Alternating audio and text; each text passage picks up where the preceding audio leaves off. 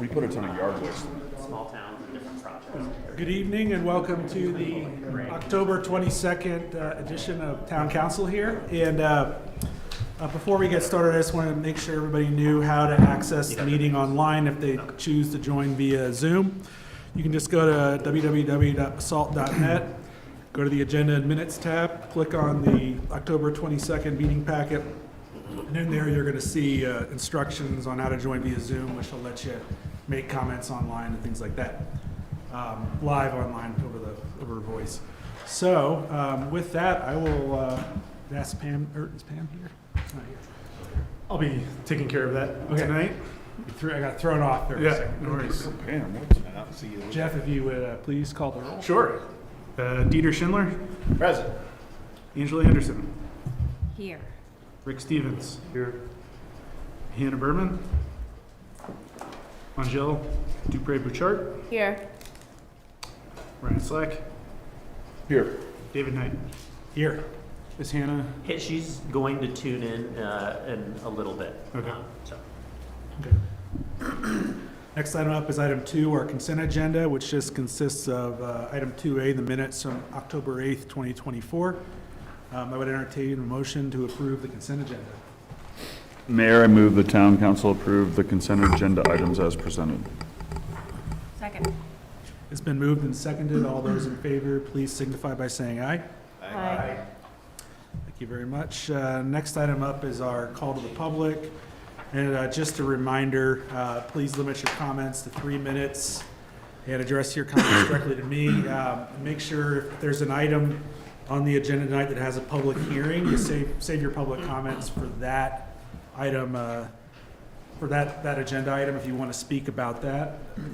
And also, there's a sign-in sheet in the back of the room, so make sure you sign in there. Identify yourself by name and address when you come up to the podium. Be courteous, civil, and constructive, and we will make no decision or take action except to direct Ryan. So with that, I will open it up for public comments, if anybody would like to come up.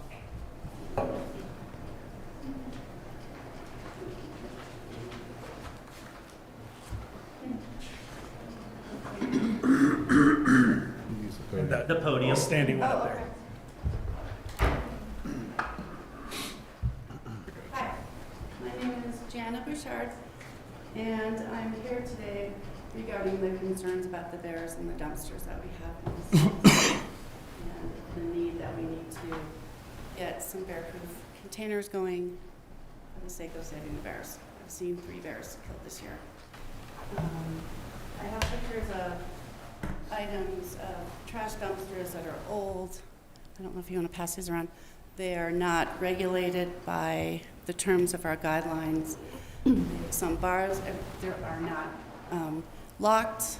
There's containers that are out during the day that bears will go knock over and put them in the trash. And it's like they come down when they know it's trash day. So I don't know what we need to do. If we can possibly apply for some grant money or something to get some better containers in Basalt to alleviate the problem that we really have. And I have a question about the language for the guidelines. It states 30% or more failure, but I don't know what that means for them to enforce getting a new kind of enclosure or trash can. I have no idea what that means. And then the requirement for a new method to be designed and installed for some of these enclosures that are not completely enclosed.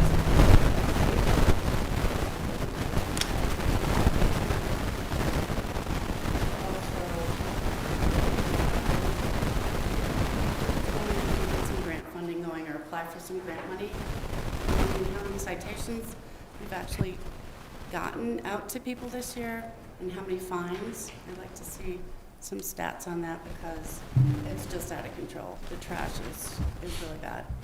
Bears are getting hit in the highway. They come into Basalt. All the dumpsters, it's not the bears' fault. The people are not locking them. The enclosures are not up to par, and we need to start doing something about it. So we can get some staff personnel from April to November or something would be great to start regulating what's going on. I don't know where we start. We can follow up with you as staff. Okay. you just make sure you sign in I in did. the back? Okay. Thank you so much. Thank you. I totally agree with you. Okay, Thank you for all those pictures. Yeah, we do need to make sure everybody's bear aware. And did you want to, are you able to comment on like a number of contacts and what the 30% was, since you brought that up, or the, Aaron, You could do you're that. able to. You want to just jump up and talk about that real quick?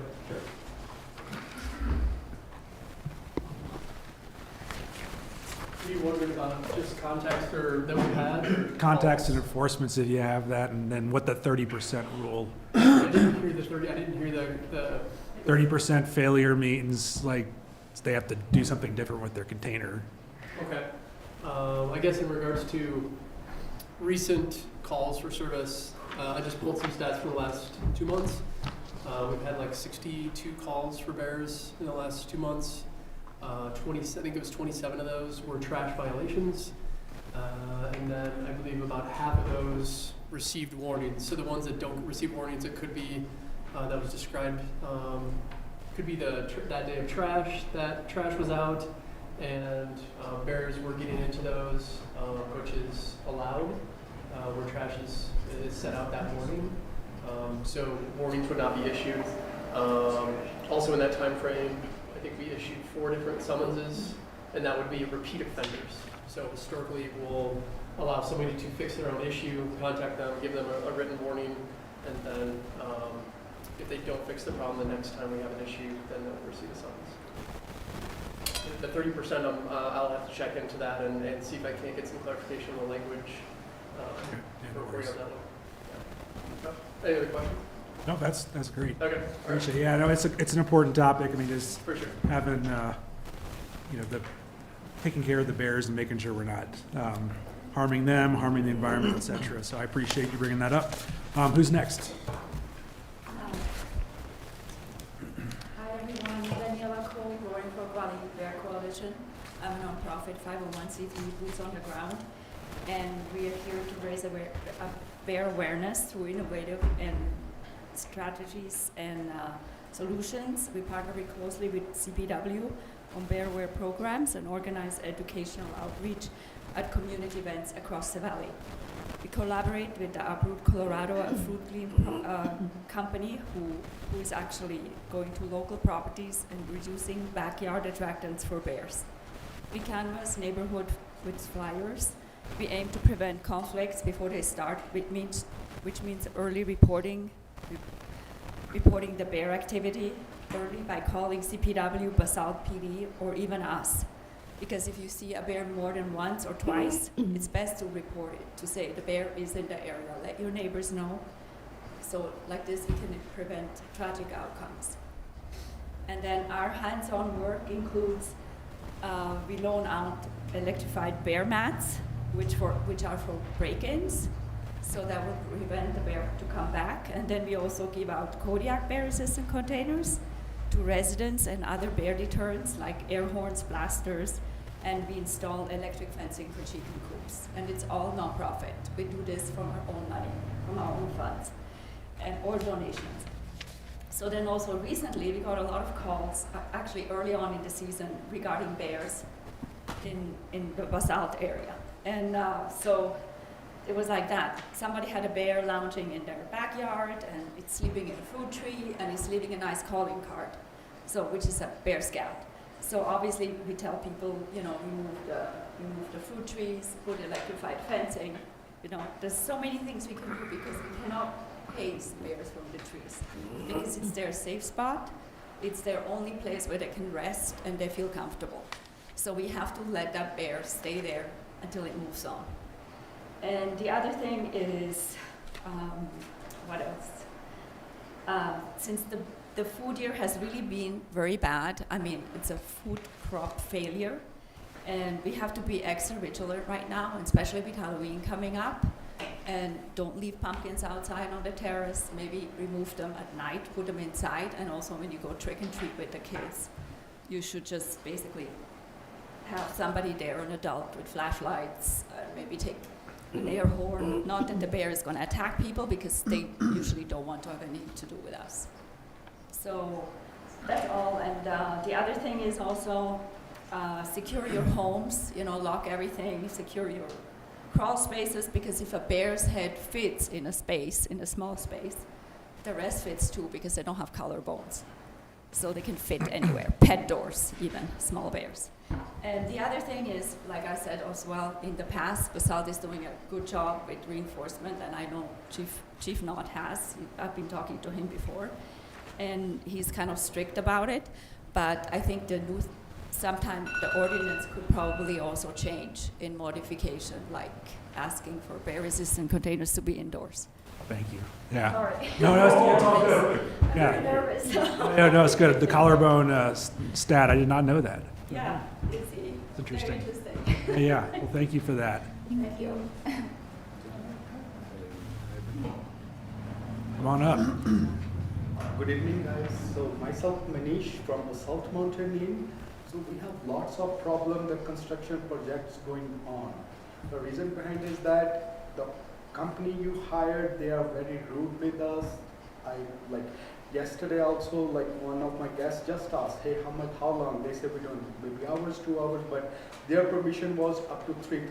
They were finishing at 5, but they were really one of my guests asked, hey, where should I park? They said, we don't care. Where you want, we don't care. That's and we are losing lots and lots of business because of that. And another thing is, people park where there is excess. They park right there. Nobody's there to assist in the night. I have videos of that. I can share if you want that. People just park there, and we don't have any way to get access to my hotel. We are facing lots and lots of problems. Along with that, there were red bricks in front of our hotel. We requested them because they are way too heavy. We requested them. So can you bring into our hotel? They refused. But now their trucks stand in our private property. So that means that trucks belongs to us. If they are not allowed to come into parking, our parking just to keep, parking was completely empty. I just requested, I need that red bricks, but they disposed of. This is not a way to work, I think so. It should be more polite. We are very polite with them. You can talk to them. We offer them free breakfast, coffee anytime till 9 open, washroom they can use. We are very polite with any of their staff because we want it to be work done. But they are not they don't understand us. They don't whenever we need any favor, they don't say anything. And we are facing lots and lots of problems. We lose lots of business in this year, October. We lose almost 80% of the business if I compare from last year to this year. There should be some accommodating that or some more strictness to them. So how they work, on time they should work. So it was 3:30 yesterday. They should have finished by 3:30, but they finished by 5. And I understand they take time, but no answer was there. I personally went to head of who was working. I say, hey, what's the time? I don't know, maybe 1 hour, 2 hours. I said, okay, give me another answer. I need my guest to park the car. Should he park there? We are not responsible for that. I say, okay, tell me, where should he park the car? No answer. And 2-3 times they dig without informing us. They close our driveway because I have 27 parking. They just close my driveway. They just dig in front without any notice, without any telling. I say we are doing that. If somebody is coming, it's lack of communication. Thank you.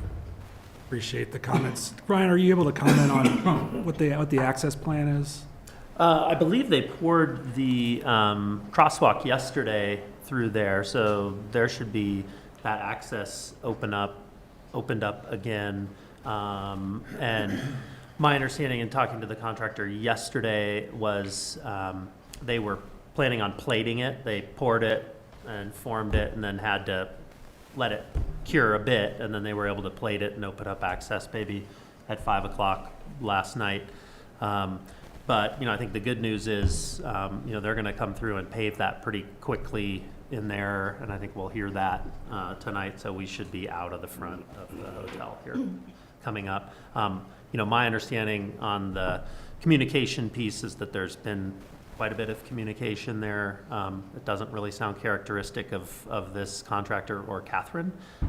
So I'm not sure, maybe he was talking to somebody that maybe wasn't the person in charge. I talked to contractor also. I have Catherine's number. I contacted her for the bricks personally, contacted her for 4 or 5 times. She said, maybe you get back. Now they say, no, you can't get, we already throw that off. So that's like these things. And along with that, I have a... I'm gonna go ahead and cut it off. Like, would you mind following up on this outside the meeting? And like, I want to make sure we address these concerns, And one but more small this isn't the request. place to kind of go back and forth on it. Okay, small request also. So today they mailed us that they want to do some asphalt work for Thursday or Friday. Is it possible? Can we do on Monday or Tuesday? The reason behind is that Probably not. we already in a way lost. And this like Friday is like a weekend, so people come to stay weekends, and we already lose this week. Maybe barely we have 2 or 3 guests in our hotel. And if you take Thursday or Friday also, then it's totally lost. Like we will lose Understood. everything. Nobody want to stay with us. Ryan will Yeah. follow up with you on Yeah. this. Make sure we address. Thank you for bringing it up. Who's next? Come on up. My name's Ruth Koenig. I live on Lakeside Drive. I've sent a couple videos out this week to a couple of you. Pam Schilling's the only person who has responded to me. It's about the construction over at the Moderns. And my only issue is their timing. I mean, the noise that's going on right now is just unbearable, and the pounding, and I understand that that has to happen. I understand that. I don't have any objections. The problem is I live directly across from it, and it echoes across the lake. So when they're working after 5 o'clock, and which destroys the dinner hour, and you have to sort of seal up everything in the back of your house with the pounding and the clanging and whatever. I mean, we've already put up with the tornadoes of dust, you know, for the summer. But they're starting way before 8 o'clock in the morning. And I just don't think that's fair. And I just would like someone to address that with them. If they could at least respect the hours for the people who live in the community. I believe I was told it was 8 to 6. The construction hours are 7 to 7, Monday through Saturday. And who determines that? It's in town code.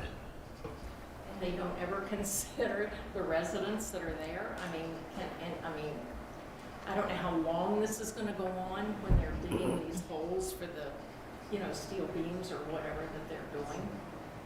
But We did ask the contractor, David, we got a little bit of information today. It sounds like this is based on the soils. They have to do this method of digging these piers, which is what you're hearing. That's the loud piece. It doesn't appear right now that any of the other buildings will have to go forward with this construction method at the moment. But this is going to last likely through November to get all the piers in. So that's, their if they could discussion. just consider the early morning hour. We'd be willing to talk to them. And that, I know, to ask for an hour extension or whatever, just while they're doing this particular procedure. Mhm. And that's all. Thank you. Thank you. Thank you for raising that. Who else? Anyone online? I don't see anybody. No, we don't have anybody online. Okay. We will move along. Okay, next up, item 4, mayor and council reports and comments. Not you yet, not you. Oh, sorry. These guys. You were looking right at me. Faked me Yeah, out. I think, yeah. I'd like to say 2 things. One, that I think this might be the first meeting that I'm at that Pam's not at. And I would like to, A, say it's weird, and B, that I would like to commend Pam for her attendance, because it's pretty crazy to not see her. And I'd also like to follow up with the Bear people. Thank you so much for bringing this attention. We have discussed it a little bit, but I agree with you. We do need to enforce more and stay on top of it. I know Lieutenant Munch has been on a lot of calls, and I think this is also a crazy year for it. But I think it's something we will be addressing, especially for next summer. So thank you guys for bringing it up. Good comment. Anyone else? All right, I'll turn it over to Ryan for manager's report. Sure. I'll let Jeff talk a little bit about the Uinta Railway amicus brief. But I was just going to point out to you all the letter in the back of the packet. We had David go ahead and sign this letter that was in support of the Shoshone water rights issue. We all had a presentation on that. And had general direction from this council of support. So we're just following up with this letter. So we're sort of officially on the record supporting it. So just wanted to make sure you all saw that. And other than that, good high school football game last Friday. So go Longhorns. The parade too. Everybody who helped out with that. I neglected to say that earlier. Thank you for that. That was pretty awesome. I hope everybody enjoyed it who saw it. We sent a little anecdote, but we sent some photos to family members, and they thought it was so cool that our town did that. They either live in cities or towns that they just that's not a thing. So yeah, pretty special that we have that. So it's very cool. Good hometown pride stuff. And Yeah, so one other thing we added to the town manager report was on the agenda is Uinta Railway amicus brief.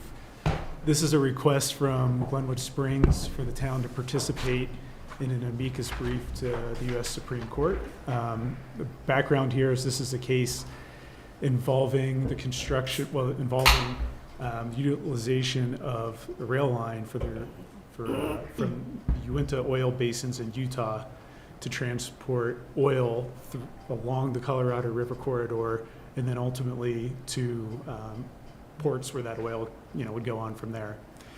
And so Eagle County had challenged the Surface Transportation Board approval for I'll just say the resource company to utilize the railroads for transporting oil. And they challenged it saying, hey, Surface Transportation Board, when you did your NEPA analysis, you failed to consider the down-the-line impacts of utilizing the rail corridor, in particular on all of these communities along the railway. And those impacts would be potential wildfire hazards, impacts to water resources, and other just safety hazards. So that was a lawsuit in the DC Circuit, the DC Circuit. They agreed with Eagle County and said, Surface Transportation Board, you did not complete an appropriate NEPA review. Your decision is overturned. Resource Company has challenged that decision. It's in the U.S. Supreme Court. City of Glenwood Springs has joined both in that original case and now this appeal in filing an amicus brief on behalf of the jurisdictions, these down-the-line jurisdictions that are affected by the oil trains.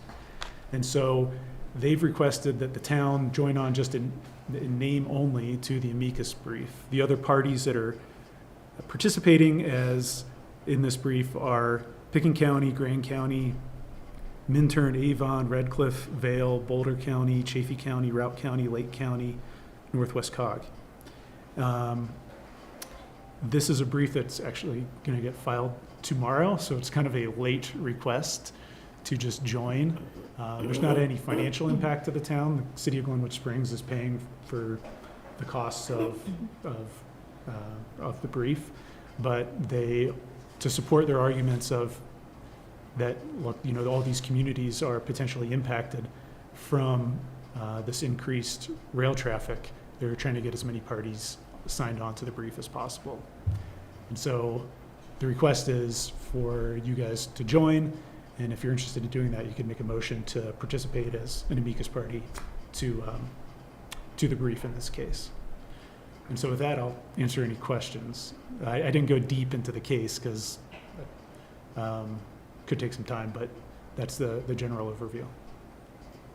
I'd be supportive of signing on to that. What's in front of the Supreme Court? Like, if you could, like, what's the argument on appeal? The basic issue is what's appropriate under the scope of a NEPA review. Okay. So that's, anytime there's a major federal action, you need to do, there's, under our major environmental laws, you need to complete a review of either environmental assessment or environmental impact statement, and through that, you have to take into account, how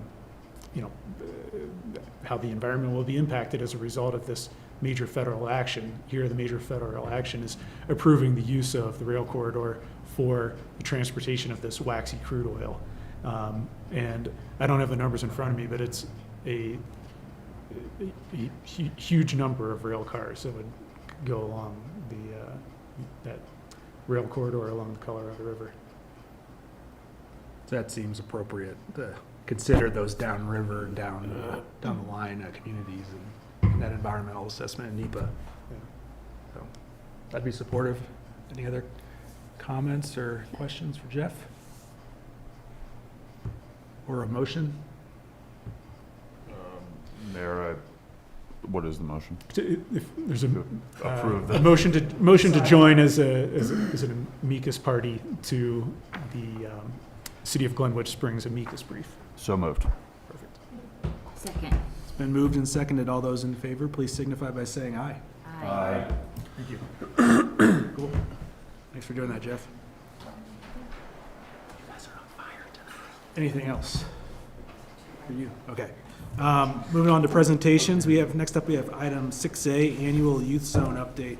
Jamie Hayes. No, Jamie. No, Jamie.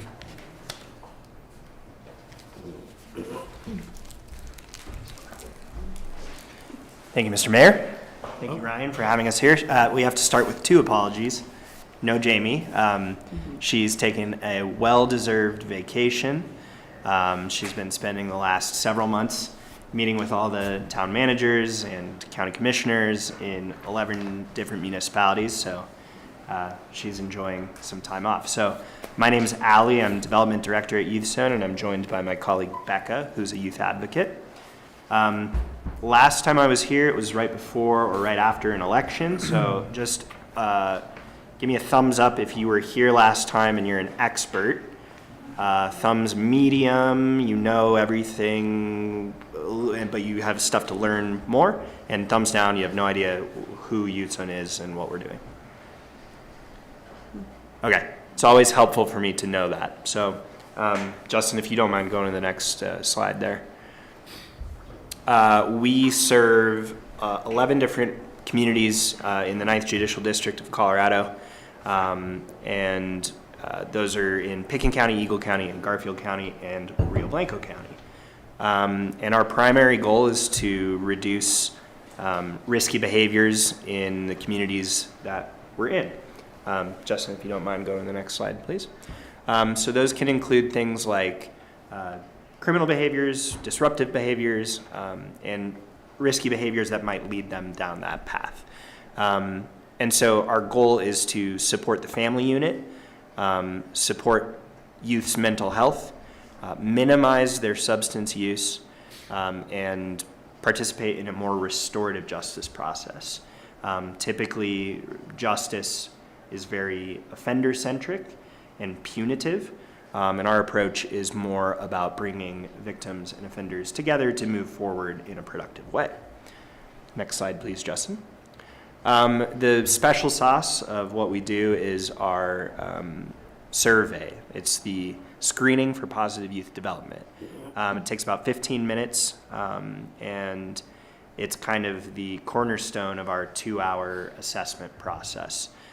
So we send the kids into a room to privately answer a series of questions, and it measures their substance use, alcohol use, their optimism and problem solving, their community engagement and delinquency, and levels of trauma.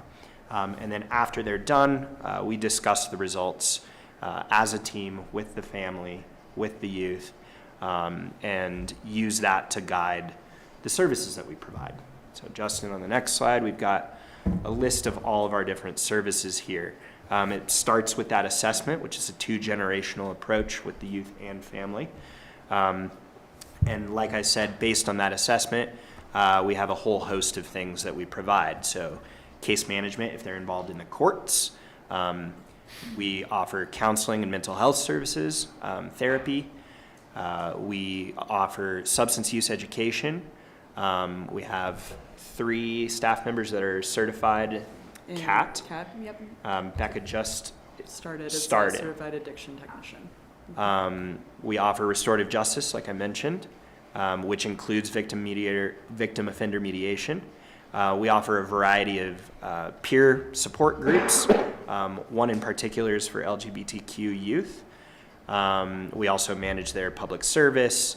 We offer life skills classes. And then I'd like to highlight at the very bottom there, we are the contract holder for the CYDC program in the 9th Judicial District. So that is a screening program that alongside law enforcement agents, Youth Zone is tasked with determining when a juvenile goes to detention and when they're sent home before their trial. So those are the very serious crimes, violence against others, possession of weapons, things like that, sexual assault, sexual crimes. And then we also are working on building out our parent support program because we find that a lot of times when there's problems exhibited in the youth, families also struggling. Sometimes it's with substance, sometimes it's just they need a little extra help in getting things done as a family. Justin, if you don't mind going to the next slide there, please. So there are a few changes since the last time I came and spoke to you. We have increased our client fee. It was originally at $150, and that had been that way for many, many years. We've increased that to $200. That's the only cost that the client will ever see out of their own pocket for our services. And we also implemented a sliding scale, which is new for us. So if they're unable to pay that $200 at the very beginning, they have the opportunity to fill out some extra paperwork guided by Garfield County's income level and potentially all the way down to $0 for their fee. The cost of providing the programs hasn't changed. It's about $2,000 total. And we get our money in a variety of different ways. Our budget this year is $2.4 million. The majority of that comes from grants. Some of them are reimbursable, some of them are unrestricted. And then we're working on raising our earned income and our contributions so that we are not as dependent on our grants, which can be really randomized. So the request that we've made of the council as part of the budget is trying to increase that 15% earned income. And I'm happy to answer more questions at the end of the presentation about that. Justin? You can skip this one as well. So this is where the fun stuff happens. Last time when I was here, we presented the data in a little bit of a different way. I gave you numbers that were just Town of Basalt Municipal Court involved clients. And so there were 17, at the very bottom you can see there are 17 kids that we served in Basalt Municipal Court. So when you look at the sheet that I gave you and you look at the data at the top there from last fiscal year, it seems like a large jump from 17 to 70 clients. But the way I gathered this data was I included anyone that lives in Basalt, anyone that attends school in Basalt, anyone that was charged in Basalt Municipal. So it broadens the group of people that are impacted in this community. So 38 assessments we provided to non-Basalt residents, and those are people that are committing crimes in your town. Or they go to school here but live in another community. So they potentially live here, go to school here, but have gone to Carbondale or Aspen and committed a crime, and we're serving them in those communities as well. The top charges haven't really changed. It's typically marijuana and alcohol in every community that we work in. And then we just wanted to highlight some of the different partners and the routes by which these kids are coming to us. Basalt High School They refer a lot of kids to us prior to the issuance of a ticket. Aaron and Jason and the team at the police department also refer to us prior to the issuance of a ticket. If they are written into the court refers to us.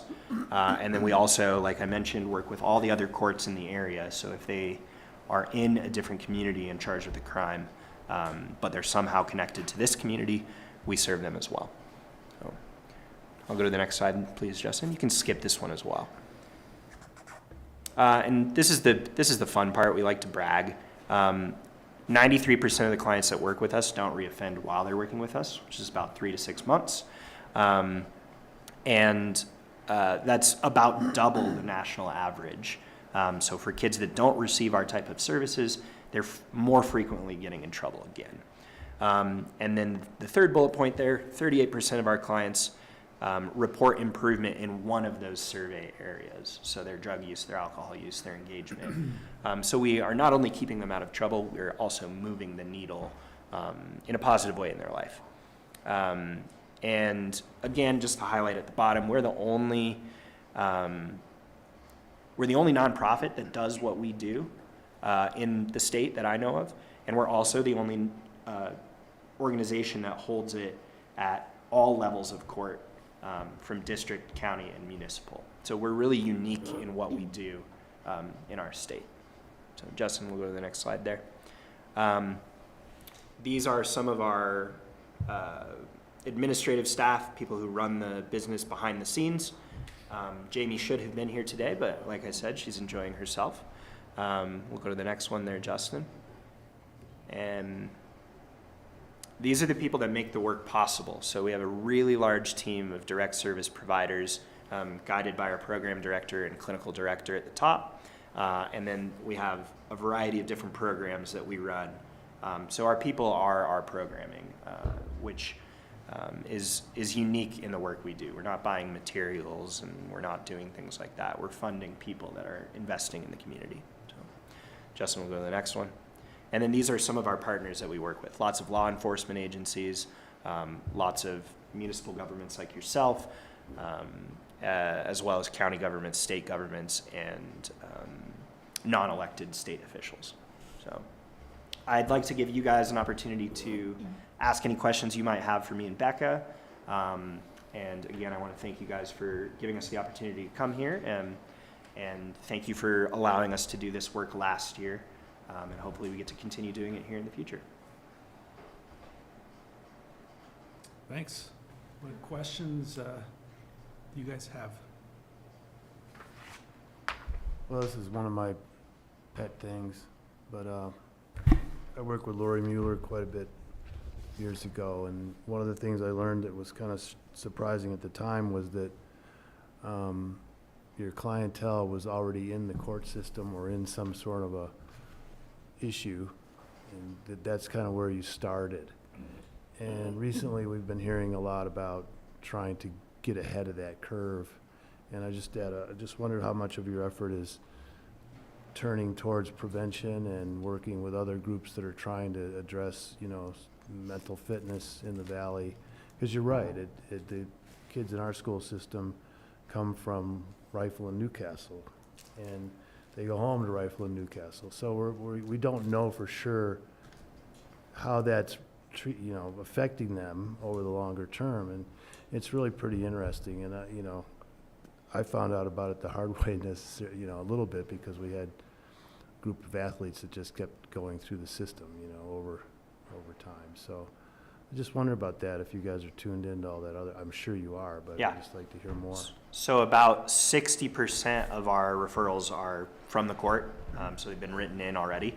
And then the other 40% are pre-ticket, and we call that prevention work there. So that's coming from law enforcement agents, from the schools. And every community is different with how they choose to do that.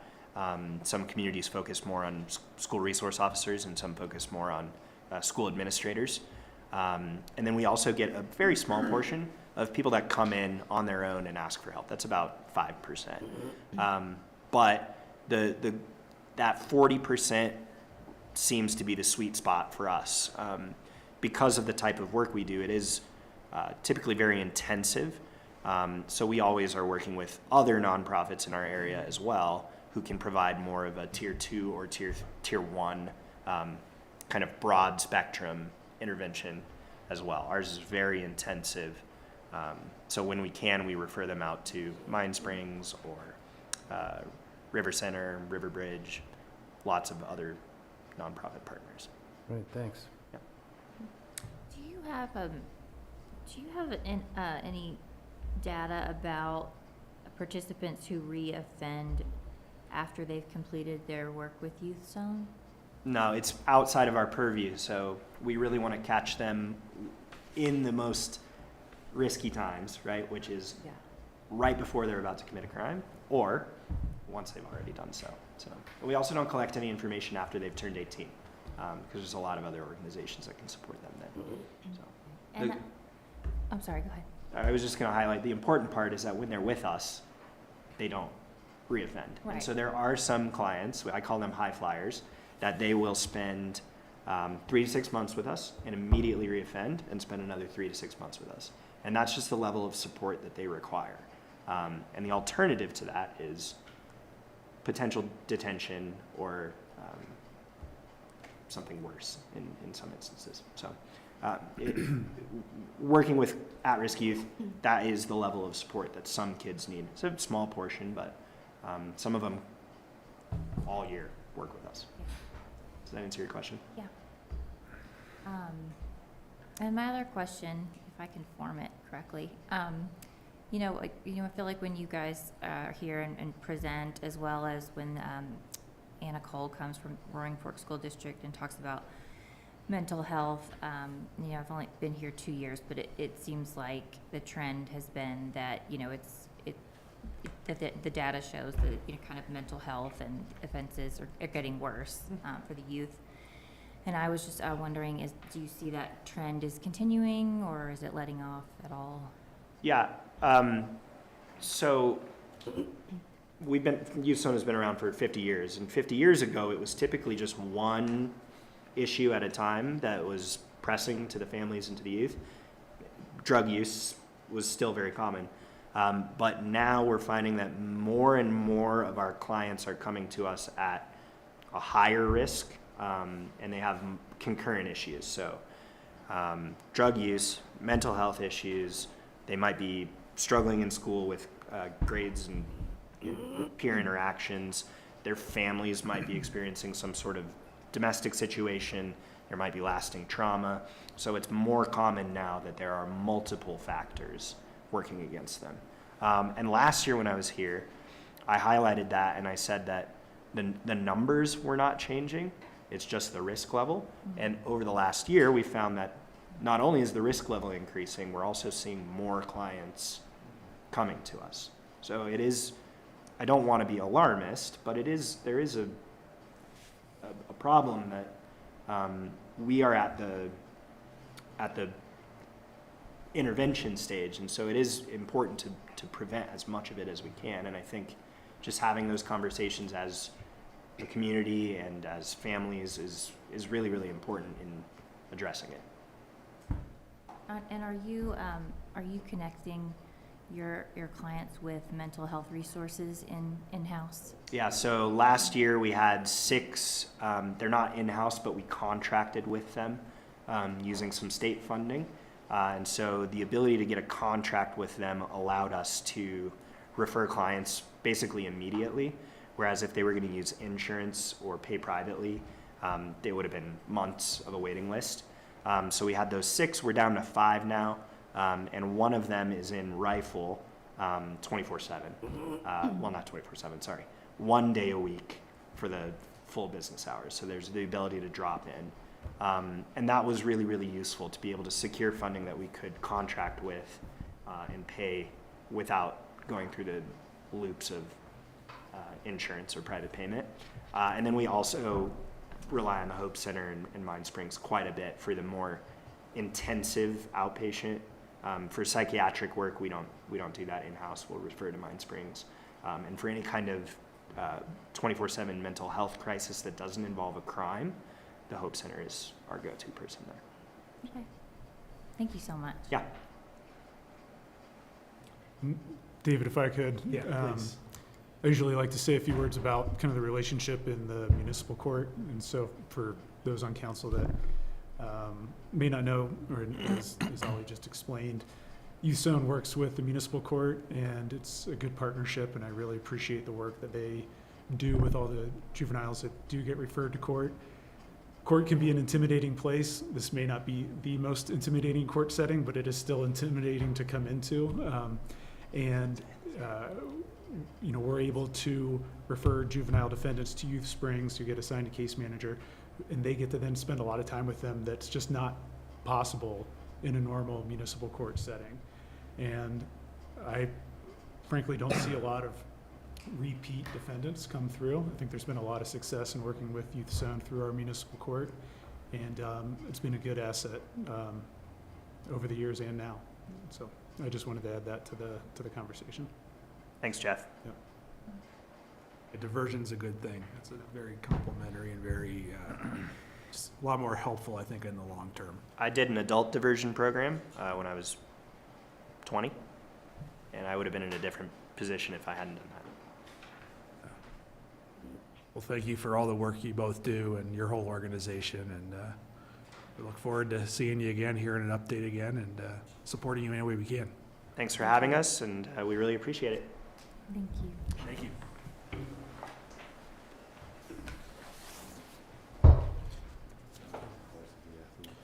All right, next item up is item 6B, Wildlife Crossings with Ryan and Cecily D'Angelo.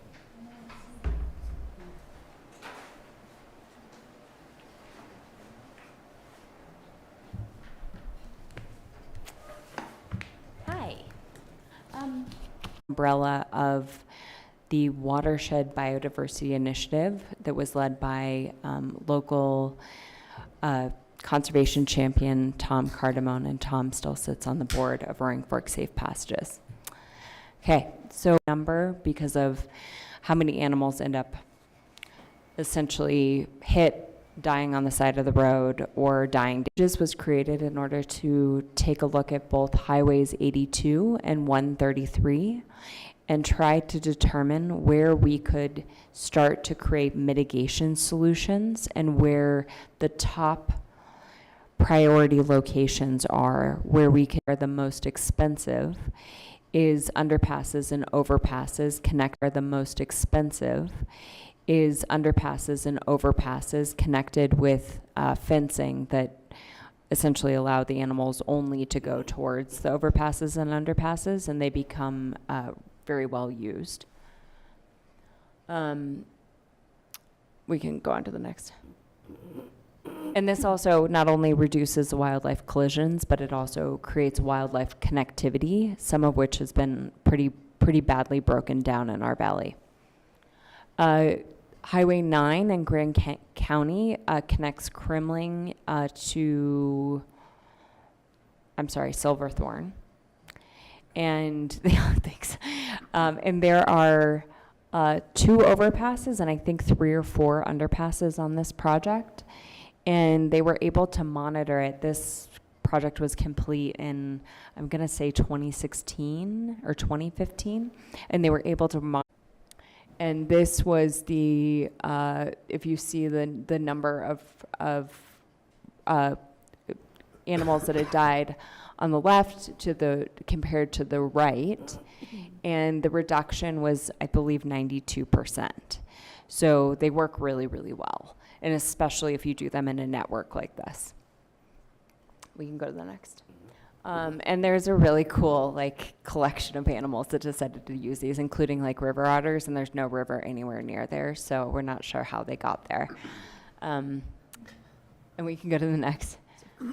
So the goal of Roaring Fork Safe Passages is to try and reconnect our watershed and reconnect some of the really high quality, permanently protected habitat that we have across Highway 82 and Highways 133 as it gets busier. We can move to the next. And it's really important that we do this on a local level, getting these projects off the ground with local coalitions is incredibly important. CDOT has a long list of projects that they're tackling, and it we would be very, very far down the list if we're not able to bring projects to them. And they often say to us, tell us where you want to do this and get it to a certain point, and then we'll start coming to the table. This is the priority map and the priority zones, and the zone that I'm here to talk to you about this evening is around the Emma S curves. I know it's not the only bad area down here, but it is one. I think it actually, this is a good question for Julia that did this study, but I believe that it was one of the worst hit rates in the entire valley for deer in particular. And just to explain this map a little bit more in detail, the purple areas are areas that are not eligible for wildlife crossings because they're either like the topography of the Snowmass Canyon won't allow for us to do any sort of overpass or underpass. And then around Catherine area and Cattle Creek North, there's just too much development or potential for development. And then at Emma, from the airport to Woody Creek and then Crystal River North, those are all still eligible. It's not to say that that's what we'll choose to do, but those are still eligible for either one overpass or underpass or a network of overpasses and underpasses.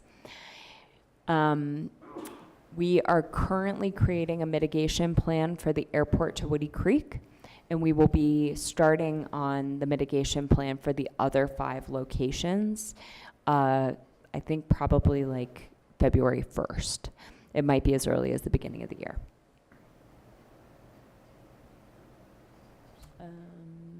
Yeah, so Emma is, the mile markers that we're looking at are between 20, 21 and 22 and a half.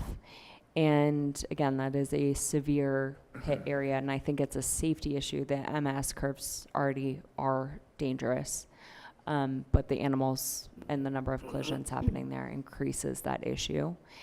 And we, starting in the beginning of the year, are going to be looking at how can we mitigate, what makes sense there, and coming up with a recommendation with the ecologist and wildlife vehicle collision specialist, Julia Kent. Yeah. I'd open it up to any questions. Any questions? What's the average cost of one of those? They're really expensive. 8 to 10 So unfortunately, that cost is sort of growing every year. But I think if you're looking at digging out a culvert and replacing it with something that is big enough for, let's say something big enough for deer to use, it might be in the $4 to $7 million cost. And then if you're looking at trying to dig out a culvert and make something that elk will use, which is probably not this location, higher, like 7+. Overpasses, I would say you're in like a smaller overpass, you might be in the like $8 to $12 million range, and a really substantial one, I mean, the one being done in Los Angeles is $90 million. It is the world's largest crossing, and it goes over 10 lanes of the 101. So they vary in price, but they are going up, and that's just like the result of the last 4 years, and I'm sure all the things, you guys have seen that too. Yeah. Construction costs. Where do these wildlife crossings fall? Just, this is probably a loaded question, but on CDOT's priority list, how important are they to CDOT? Yeah, so they are increasing in their, like, as far as them looking at these as a priority. Right. I think that both the popularity, so these rank as having like rating, with voters they are rated as being with an 85% popularity. So they, I think as CDOT has seen that it's not only something that increases the safety of drivers, but it's also a win with voters. They have sort of moved them up in their priority. So CDOT is tackling a handful of projects sort of from the top down that they pick. And then there's other projects that come from communities and are then presented to them, and they're joining on those projects. And then sometimes they get put into like the 10-year work plan, where it's like, okay, we have like a very serious safety issue in this area. We're gonna have to redo something, or it's slated for like a new lane or whatever the redevelopment is. And then they add a wildlife crossing, overpass or underpass to that. There's two factors that also come into play, and this is state funding. So we're currently trying to push for permanent, like a reoccurring source of state funding for this. And then federal funding as well. And there was the first $350 million federal pot of money that was set aside for this, which was the pilot program. But again, it is so popular with voters that I'm very optimistic that there will be more money set aside in the future, and a lot of bills are kind of like, even now are being earmarked that they can be used for this. Yeah. So this is definitely not, these dollars that I'm talking about are not dollars that like Eagle County or Basalt would be, required to pay. It's certainly money that we hope that we can get these projects to X point by creating a local coalition of philanthropists, grants, towns, counties. I do think it looks really strong to CDOT and to any sort of federal grants if we start to get full valley participation to some degree. And I think that needs to look proportionate to different budgets in when you're looking up and down the corridor. But that is a strong suit if we have everyone coming together to work on that. However, these are all expected to be things where we're going to CDOT, and CDOT then is pulling in federal money for these projects. So the landings for this location in Emma, is it all in Pitkin County? The potential No, I believe that overpass? I believe that it's both Pitkin County and Eagle. Eagle County. So Grange, Emma, Schoolhouse, the crossing, we always looked at the corridor from CPW over to Crown. So is it mostly open space that's available to locate this? That's a really good question, and I have to be honest that I haven't sat down with the maps. Like, we've gotten really deep into looking from Woody Creek to the airport and spent a lot of time looking at the maps, and I need to sit down and familiarize myself with all the different owners.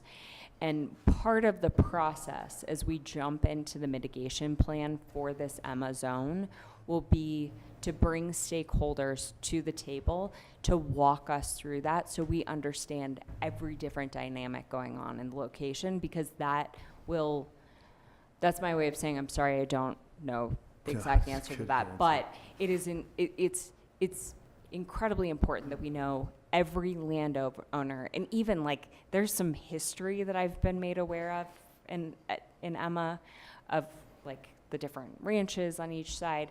So all of that we have to take into account, and we hold fairly lengthy, I wouldn't say that they're lengthy, the actual meetings themselves are not, but we have regular meetings where we invite a long list of stakeholders, and the stakeholder definition is quite broad, where we invite people to come to the table and tell us everything that we have to sort of coalesce in order to make a determination about what is the right mitigation to go into that place. So this is not like, that is the process that we go through. So I did get an email today, I think December 5th was a target date for your... So the December 5th meeting is for, that is still Woody Creek to Aspen that we're doing, to the Aspen Airport that we're doing. And then these initial stakeholder meetings will probably take place in February. Yeah. Okay, thanks. What are the next steps on the Woody Creek? Like, because the Woody Creek to Emma, or Woody Creek Airport to Woody Creek section, that report's coming out soon. What will the next steps to that look like as far as? So we just did CDOT? drone imaging of that area, which is the same that we'll do in the Emma section. And we basically narrowed down in the 5 mile stretch. The segments are hard to compare because this segment is so much shorter than the segment up there that's eligible for this, partially because of development. But in the Woody Creek to Aspen area, what we've done is with high resolution drones, we've gone into our now 5 locations that we've narrowed it down to there. And the high resolution drone images are essentially our first pass in helping us determine, is something going to be possible, meaning an underpass or an overpass in that location. And I suspect that we will go, this next round is going to go from 5 down to maybe like 3 or 2. Ideally, we do a network up there. Again, they're very, very expensive. It's like, that's kind of like a dream to be able to do that much, and I think we will have to prioritize. And the drone images may just like reveal that some of that topography is super funky. Like we're dealing with shale bluffs, we're dealing with like other weird constraints. The animals historically have come down the Brush Creek drainage, which means that they're basically passing through the intercept lot, which is like owned by CDOT, which like could be good, but I think it's just too chaotic. There's so many needs kind of pulling at that area. So our next steps will be looking at what is really feasible, what is feasible given like the drone imaging. It's kind of like the first pass on engineering. And then we will bring the feasible locations to that broad, and I didn't realize that you were on the stakeholders, you're welcome to join, to that broad group of stakeholders. To present, okay, these are what we've found, and then the next step is basically fundraising for design, and design engineering. So our goal is to get some of these projects to 30% on the engineering scale, meaning 30% to shovel ready. And then our hope is that CDOT will start to engage on them, and they're not all going to get done at once, unless we have like some county initiative that like pays for a huge amount. But we will be able to engage CDOT, and I think that it's really important that we have the plan and that we keep pushing these along so that they're not delayed forever. And truly, like, if we don't do this now, we're losing the wildlife corridors forever. We have very few that are even sort of viable anymore, and they've already been redirected by development so many times that if we don't start to prioritize this and make it something that's part of the plan for our valley, the animals have nowhere to move, and it's just like our option is to basically fence. And in some cases, we are going to recommend fence for safety reasons, but ideally we take a hard look at if it's possible or not to do connectivity and keep the animals moving through the valley. And it's really important for biodiversity on every level, not just ungulates. I know I've talked a lot about deer and elk tonight, but there's a lot of other critters that move through these structures. So Well, that helps. It seems like it's a lot of doing the legwork to help make this easier for CDOT to potentially pick the project, because it's a little more baked at that point. yeah, and you know, I also feel strongly that I think we need to look to models like the bridge in Los Angeles, which was a $25 million philanthropic donation.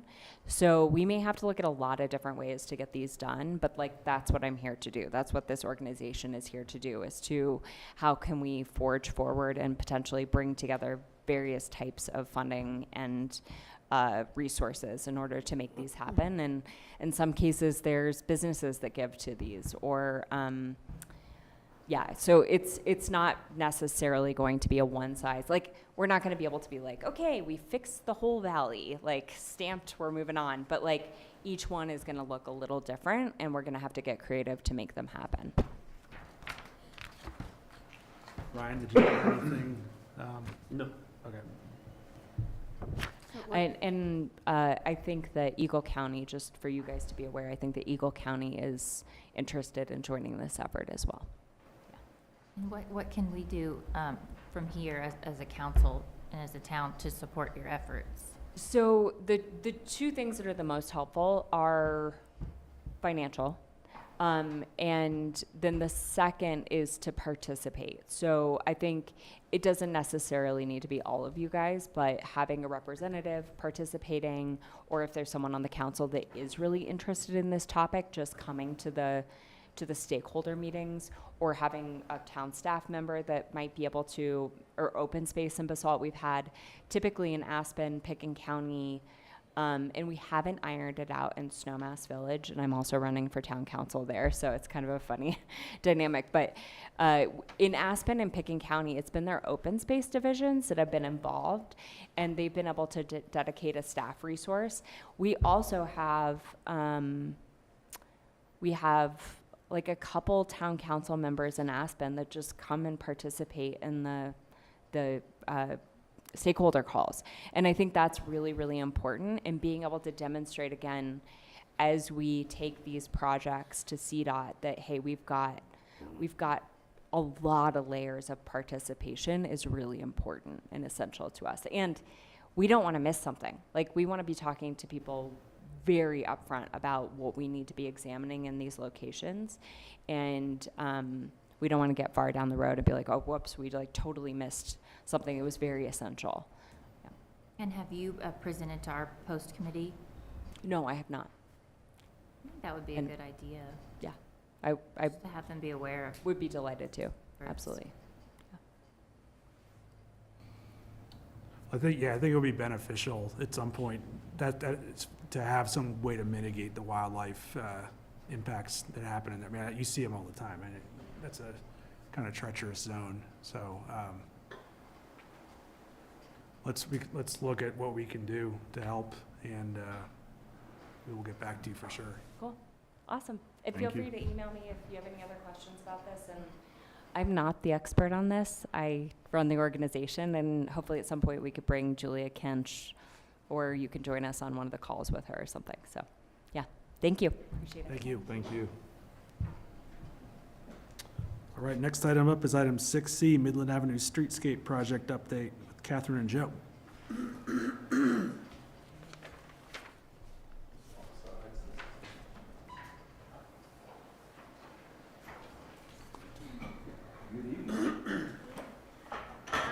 we're just bringing to you our standard monthly update on the project. Just bringing to you tonight our standard monthly update on the project on how everything's going. So I'll let Joe take it away and we'll answer any questions you have. Yeah, absolutely. So since the last time we all met, got a lot of concrete paving done. So a lot of curbs, a lot of islands, a lot of V-pans, stormwater mitigation. We are scheduled to pave the north side of Midland Avenue, basically from the inn or east of the inn all the way to St. Vincent's.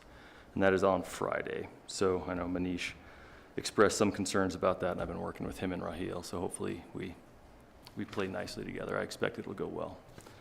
After that, we have another paved date in November for the south side of the street. So we're going to flip-flop just like we've been doing all the way up. And we are very confident we'll be substantially complete by the end of the year. So some of the other stuff you guys have probably observed. I just laugh every time I give you an update because you walk up and down that street probably once a day. But a lot of landscaping, a lot of the timber, planters, a lot of plantains, a lot of irrigation has been extended, kind of chasing the electrical, chasing all the infrastructure up the street. And some more site furnishings are in place, a few more bike racks, a few more benches. I don't know if any of you guys saw the bench that sits on top of the timber planters. Mm-hmm. Yeah, so got a few more of those in. And generally speaking, it's going very well. So risks, changes, obviously last council meeting, we did approve Stutzman-Gerbott's change order number 4. And if you look at the budget, you can see that it was just a reallocation of contingency into the direct construction costs. So final budget is the same. It is the time of year where truly the only risk moving forward is just going to be weather and temperature. So, and even speaking to the paving we did, the crosswalk paving that Manish mentioned earlier, we would have been done by 3:30 if the concrete wasn't so cold it didn't cure on time, and that's just what we struggle with in this season. So that's That's really the only risk I see. You know, we've been talking about the lights. We do have ship and delivery dates, not firm, but close. It's going to be mid and early December for all the components we need to do the lights. And we expect we'll have plenty of time to get all of those done. James, if you want to go to the pictures, I'll give you a rundown. So this is stand on the north side of the street, right in front of the inn, looking east. And they are placing the concrete in front of CCY. That was a pretty complex concrete placement, and it turned out extremely well. Next one, right in front of City Council, looking, I'm sorry. Chamber. Yeah, the Chamber of Commerce, looking west. New flat work, new brick paving. Next one, James. All right, so yeah, this actually is right in the middle of Midland Avenue, looking east, and that's some of the Center Island work. And that's kind of how they break the limits up for the pave. You have to have a hard stop, right? A curb or a pan to pave, and then flip to the other side.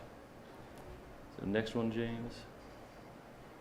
Yeah, and this is same day. Obviously, I usually do my pictures a week before, but this is right in front of CCY, and they're actually, it's kind of a cool picture because they're placing the concrete with a hoe. So they're just filling the hoe up, moving it in, placing it, and then working it from there. So that was kind of a cool concrete placement to observe. And I think the last one is just some of the amazing etched stone that we're integrating into the brick. And this is everywhere, both sides of the street, different locations, but it's kind of the origin and the era of the building adjacent to the etched stone. So this is right in front of Cafe Bernard. That's cool. Yeah, but that is the progress update, guys, for you.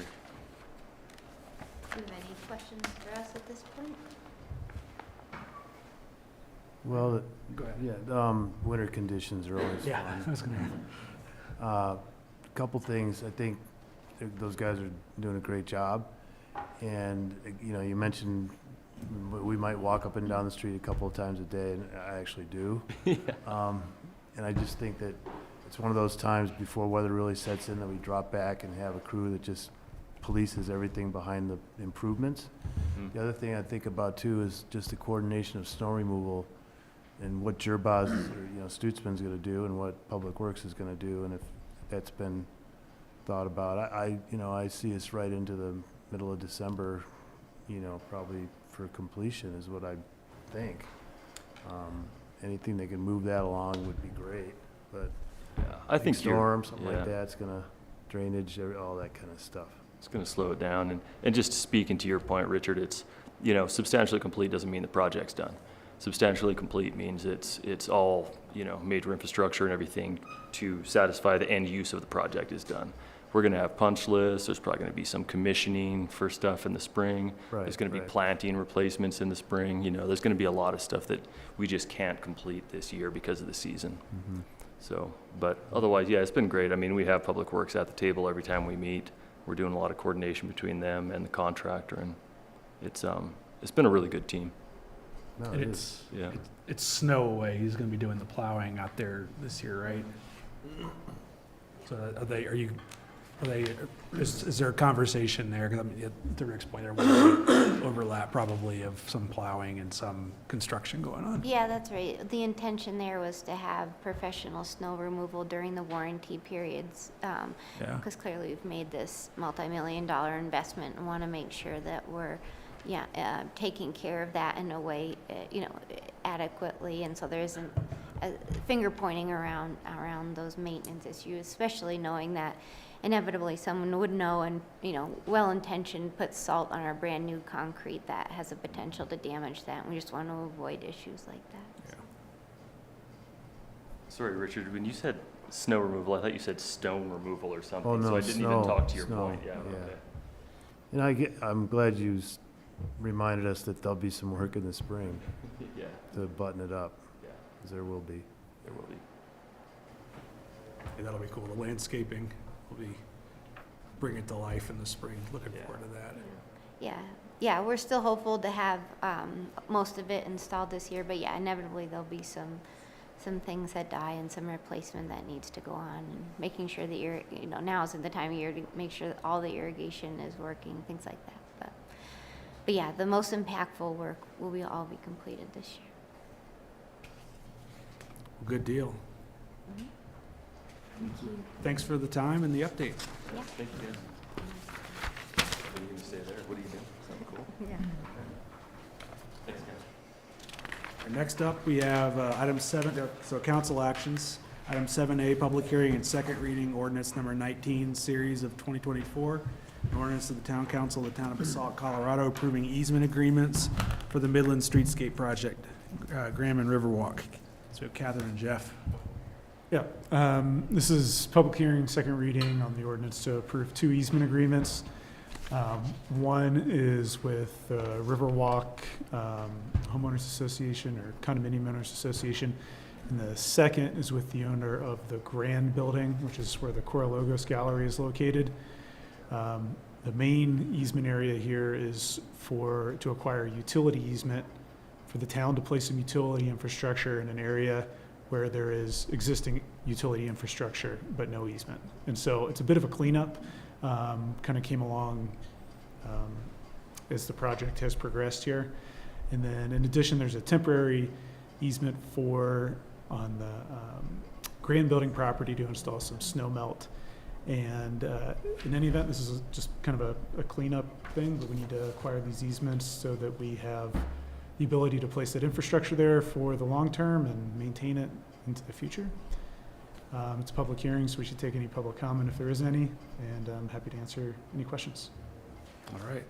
Well, let's go ahead and do the public hearings. I will open that now, and if anybody would like to come up and speak about ordinance number 19, they're welcome to do so. If anybody wants to do that online, they are also welcome to do so, but seeing no one in either place, I will go ahead and close the public hearing and open up for questions and comments. Mayor, I move the town council adopt ordinance number 19, series of 2024 on second reading. Second. It's been moved and seconded. All those in favor, please signify by saying aye. Aye. All right. Thanks, Jeff. Thanks, Catherine. Next up, we have item 7B, resolution number 44, series of 2024, resolution of the Town Council of Basalt, Colorado, authorizing the town manager to approve a contract for construction of affordable housing on Stotts Mill lots 15 and 16. This is Michelle and Catherine. Yep. Thank you, Mayor, for having us for this item tonight. We're bringing to you a contract for the construction of the affordable housing duplex on lots 15 and 16 in Stotts Mill. As a reminder, the town bought these 2 lots along with 2 other lots in 2022. And earlier this year, we advertised an RFP for design build for these 2 first lots, 15 and 16, for 2 units. That design build contract was awarded to R.A. Nelson in partnership with Caddis Architecture. Since that time, town staff with the design team have been working through a duplex for those 2 lots that fully utilizes the 2,000 square feet of allowable floor area per lot. The initial concept did assume a 1-car garage and smaller living areas, and since then we've identified carports as a potential future addition and maximize the living space of each unit at 1,865 square feet per unit. Each of the units will have 3 bedrooms, including and additionally a loft area, along with 2.5 bathrooms, making them, very livable units. The team's been working hard to balance that livability aspect along with the durable materials and also cost-effective solutions. We have received design approval from the Stotts Mill Architectural Review Committee, and an initial building permit has been submitted for the duplex. R.A. Nelson has provided staff with a proposal for $2,053,534 for the construction of the duplex, which comes out to about $550 a square foot, just to give you a sense of scale. RA Nelson has also generously lowered their typical fees by over 2.5% to realize a savings for the town of around $55,000 for the project, which is generous of them. We're happy to answer any questions you have about the development proposal tonight, but we would recommend approval of this resolution 44 of 2024. Thanks, Catherine. Mhm. Questions, comments? I had a question on the carports and garages, but you answered it. And then if they were to be built, which side, I'm looking up there, is it left or right-hand side, the alley? Yeah, so it's that dashed area that James is pointing out, and at this point, carports would be the option because otherwise, garage square footage would count against that 2,000 square foot of allowable space. Okay.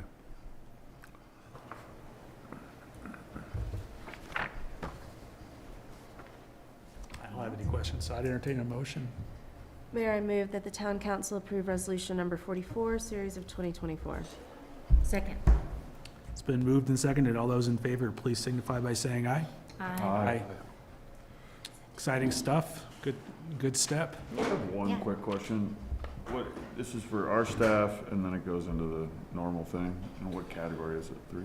I think we haven't quite landed on exactly what we're gonna do, if it'll be like for sale potential to, town staff or rent, but, we see these first two as important tools for us for recruitment going into the future.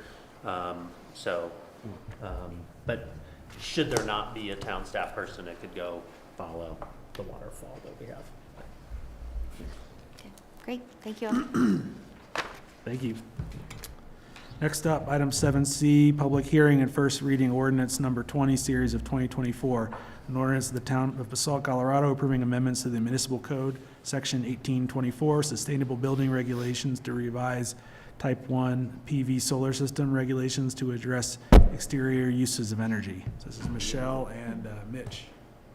Well, you only get me tonight. Unfortunately, Mitch is out.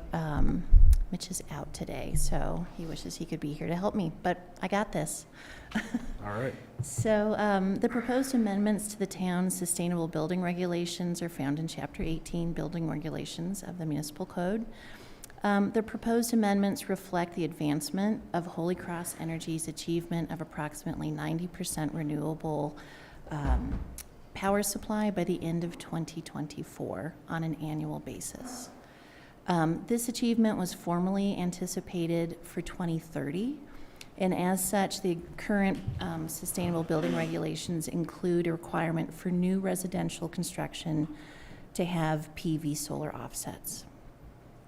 With the 90% renewable power supply from Holy Cross Energy, who services all of the town of Basalt, the residential PV solar offset requirements are deemed unnecessary. PV solar is a main component of achieving lower HERS scores, which are part of our sustainable building regulations. Amending the PV solar requirement also necessitates an adjustment to the required HERS scores, and that is indicated in the attachments as well. And just to be clear, these amendments are strictly for type 1 construction, which are single-family units and duplexes. Just for fun reference, type 2 construction, which is not addressed in this amendment, is non-residential, commercial, mixed-use, multifamily buildings, because that's been a question. The amendments also focus on external energy use, such as snow melt, pools, spas, heat tape, exterior heaters, fireplaces, and garages, which will be required to have PV solar offsets. The Green Team reviewed and recommended approval to Town Council at their October 14th meeting. The Planning and Zoning Commission reviewed and recommended approval to Town Council at the October 15th meeting. And staff recommends that you open the public hearing, discuss, and make move to approve. Yahoo! Sustainable building. Sorry, any questions? I'm open. That's great. Let's go ahead and do the public hearing. So I will open that now. If anyone would like to come up and speak, make comments on this ordinance, the sustainable building regulations, or online. And I don't see anybody, so I'm going to close public hearing. and now we can make questions and ask questions, make comments. I have a question. Where's the battery storage for all of the solar energy that's being generated by these panels? Or stored? Feeds the grid, So Just if, feeds the grid. depending, unless you have batteries at your house. yeah, so some single-family residents have batteries on the facility, but that's an option as part of the sustainable building regulations. Is that your question? Or where are Holy Cross's Just batteries? after the presentation that we had from Roaring Fork Fire and Rescue about the batteries, I was just wondering, like, are the batteries at the school? Do we have the blankets? Yeah, there are no batteries at the school. Okay. None whatsoever. That's Too all. expensive, yeah, so winning there. Just wondering about that. Mm-hmm. Thanks. Okay. Turns your meter backwards. Mm-hmm. This is really about basically that our grid is gonna be 90% renewable really soon, so it's like to require people to put this on their construction, if they don't have external heat sources, is kind of doesn't necessarily make a whole lot of sense now. Exactly. It's for, and especially for smaller remodel projects for existing housing units, or which the SBRs are triggered after 500 square feet. So if you're going to amend your garage or add on another room or do some sort of remodel that way, then you are triggered and potentially required to have solar panels added to your house. That's a big financial commitment and not for a great trade-off at this point, since Holy Cross has gotten to 90%. Yeah, we were doing it because of the benefit of adding renewable energy. Now we're getting that on the grid, which is that's the whole point, is to get to that. Exactly. Yeah. Exactly. How about ADUs on an existing residence? Does that trigger anything on the existing residence to be converted? So not for single-family or duplex developments now. Yeah. Okay, and then has Holy Cross kind of baked in the multifamily approvals that we've given or are considering giving? Because I think you said it's just a multifamily, commercial, and all those new builds are not included in so the 90% is targeting all of that, right? All the energy need? So anywhere that gets electricity from Holy Cross is getting that 90% renewable energy source. These amendments right now are only addressing type 1 because financially for residential single-family units to do solar is extremely expensive. Mm-hmm. So that's something that Mitch has really been dealing with a lot of building permits on and trying to work that out. As far as what offsets will do for future commercial and mixed-use projects, that's something we need to study more because there's a lot more energy consumption there. Right. Is it true, just for clarification, that the ones that have been approved or the ones we might be looking at that are multifamily, say for example across the street or others, that they would still be required to have the solar physically on the building? Correct. Okay. That's going forward once this is. Right. Okay. Yeah. I personally would like to thank staff for seeing this and recognizing it and making the change, because oftentimes we see building and code requirements get more and more stringent, which makes it more and more difficult for an average local to build a single-family home. So removing a boundary, right, we don't often see that. And so I applaud you for that, and thank you. It's a good one. It's a good milestone to hit, so. Yeah, actually, I do have one question with the HERS score. I know I think we changed we raised the number that you have to get to, right? If I'm saying that correctly. Does that apply also for the external heat source work? In other words, do they have to adhere to the old standard? Or is it just everything's, the whole goal has changed and they just have to do PV still? So you're punching through the veneer of what I know here. Hers is outside of my knowledge range. I think that hers only applies to the building envelope, but I'm not sure. Okay. Sorry. So basically, like if you're gonna put hot tubs and Yeah, you bunch still of have to heat, do- you still gotta do PV. Yeah. Yes, yeah. That's the easy way to say that. Okay, cool. Mhm. Mayor, I move the town council approve ordinance number 20, series of 2024 on first reading and continue and set the public hearing and second reading for November 12th, 2024. Second. It's been moved and seconded. All those in favor, please signify by saying aye. Aye. Any opposed? Nope. All right. Thanks, Michelle. Next up, we have item 7D, public hearing and first reading ordinance number 21, series of 2024. An ordinance of the Town Council of the Town of Basalt, Colorado, granting special review, site plan review, mixed-use parking reduction, and community housing review for a mixed-use building on Lot 1A, Willits Lane Town Center Subdivision PUD, Basalt, Colorado. This is James, who's going to get the applicant, so we will hang a sec. We caught up. I think we threw on. caught up. Did catch up. It's like, I didn't want to give short shrift to any of the topics, but you got a chance to step on the gas. On schedule, yeah. Right on schedule. What- Did you expect something different? Look what the cat dragged in. All right, a couple minutes early, so All right. catch our breath here. Okay, thank you. We do have the applicants here this evening. We've got Jeff Orsolak and Michael Lipkin representing Sophie Co. LLC. As the mayor indicated, this is a public hearing and first reading of an ordinance on an application submitted by Sophie Co. For a PUD amendment, special review, site plan review, community housing review, and mixed-use parking reduction to construct a mixed-use building consisting of a commercial office space of approximately 3,800 square feet and 23 residential units on Lot 1A of the Willits Lane Town Center subdivision in PUD. The subject property is located directly adjacent to the Bank of Colorado, and you can see it here on the site plan aerial map. Here's the Bank of Colorado, and then it's that vacant property directly adjacent to it.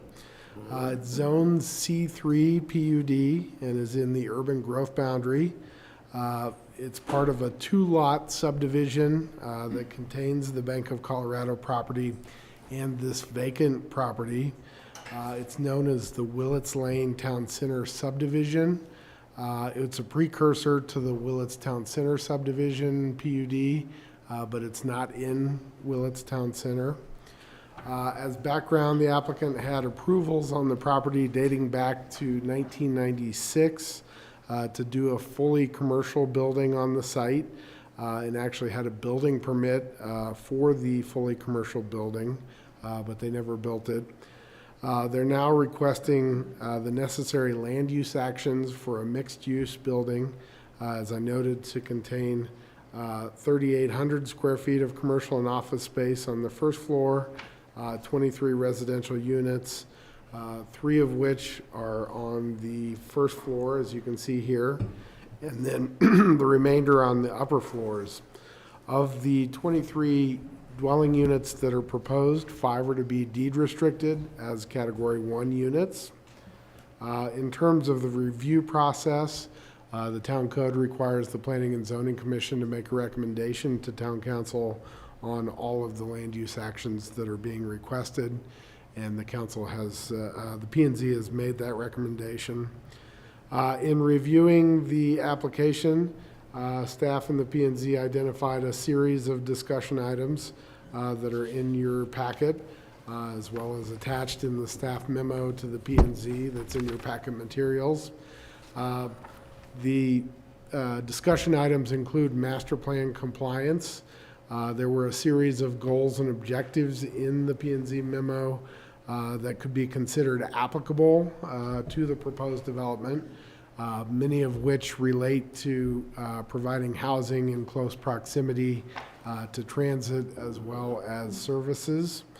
Additionally, the site is designated as mixed-use commercial on the future land use map that's in the town's 2020 master plan, and you can see it right here. It is also identified as village commercial mixed use on the map in the typologies that's also in the master plan. And so the Planning and Zoning Commission generally felt that the mixed-use concept was consistent with the goals and intent of the master plan, subject to compliance with the conditions that you have in your ordinance. Other topics included PUD amendments. The Willets Lane Town Center PUD was approved in 1996 based on the town's 3C zone district at the time, which later became the C3 zone district that we have in the code now. In 1996, it did not permit residential. However, since that time, the C3 zone district has changed, and it now incorporates residential as a special review use. So the applicant has requested to amend the PUD to allow for the residential as a special review use, consistent with the C3 zoning that's the underlying zone district. Additionally, the applicant has requested through the PUD amendments the ability to go to 33 feet in height. The PUD currently has a 30-foot height limit, so they've requested to go to the height that's in the underlying C3 zone district, which is the 33 feet. The P&Z expressed a concern about the apparent massing of the building as part of their review. So the applicant has made some adjustments to the massing, as well as material changes and some facade treatment review. And the applicant can go into that in more detail as part of their comments and discuss that. Other topics included the community housing mitigation. The applicant has proposed for 5 of the units to be deed restricted as Category 1 units. They're proposing to have the flexibility to rent or sell those units at Category 1 requirements. The 5 deed restricted units consist of 1 studio, as you can see here, 2 2-bedroom units, and then 2 3-bedroom units. They're proposing a slight change to the occupancy priorities to permit a first priority to occupy the units for those that are employed on site in the commercial. And this is similar to some other projects that we've reviewed recently. In reviewing the mitigation requirements, the town code requires that mixed-use projects have the higher of the residential and commercial mitigation requirements apply, and then the lower of the residential or the commercial is forgiven. That's how the code treats mixed-use projects. In this case, the residential inclusionary housing requirement that 25% of the floor area and 20% of the units be deed restricted is greater than the commercial mitigation requirement related to employees. And so that would require that 4.6 affordable housing units be provided, equaling 3,982 square feet of mitigation. The applicants have proposed to satisfy that with the 5 Category 1 dwelling units that would be deed restricted, and they consist of 3,994 square feet, which is more than the mitigation requirements required by the code. Bach reviewed the affordable housing aspects of the proposal. They felt that the affordable housing mitigation is satisfied by the proposal. They also felt that the units met the livability requirements that are in the community housing guidelines, which include requirements for size. They include requirements for number of bathrooms in a dwelling. They also require kitchen size requirements, So the proposed affordable housing units have met those requirements per Bach's review. Bach was also supportive of the bedroom mix that's proposed, with the 3 2-bedrooms and the 2 2-bedrooms and 2 3-bedrooms.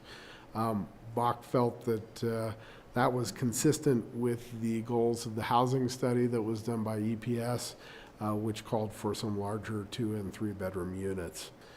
Bach also was accepting of the flexibility to either do for sale or rental.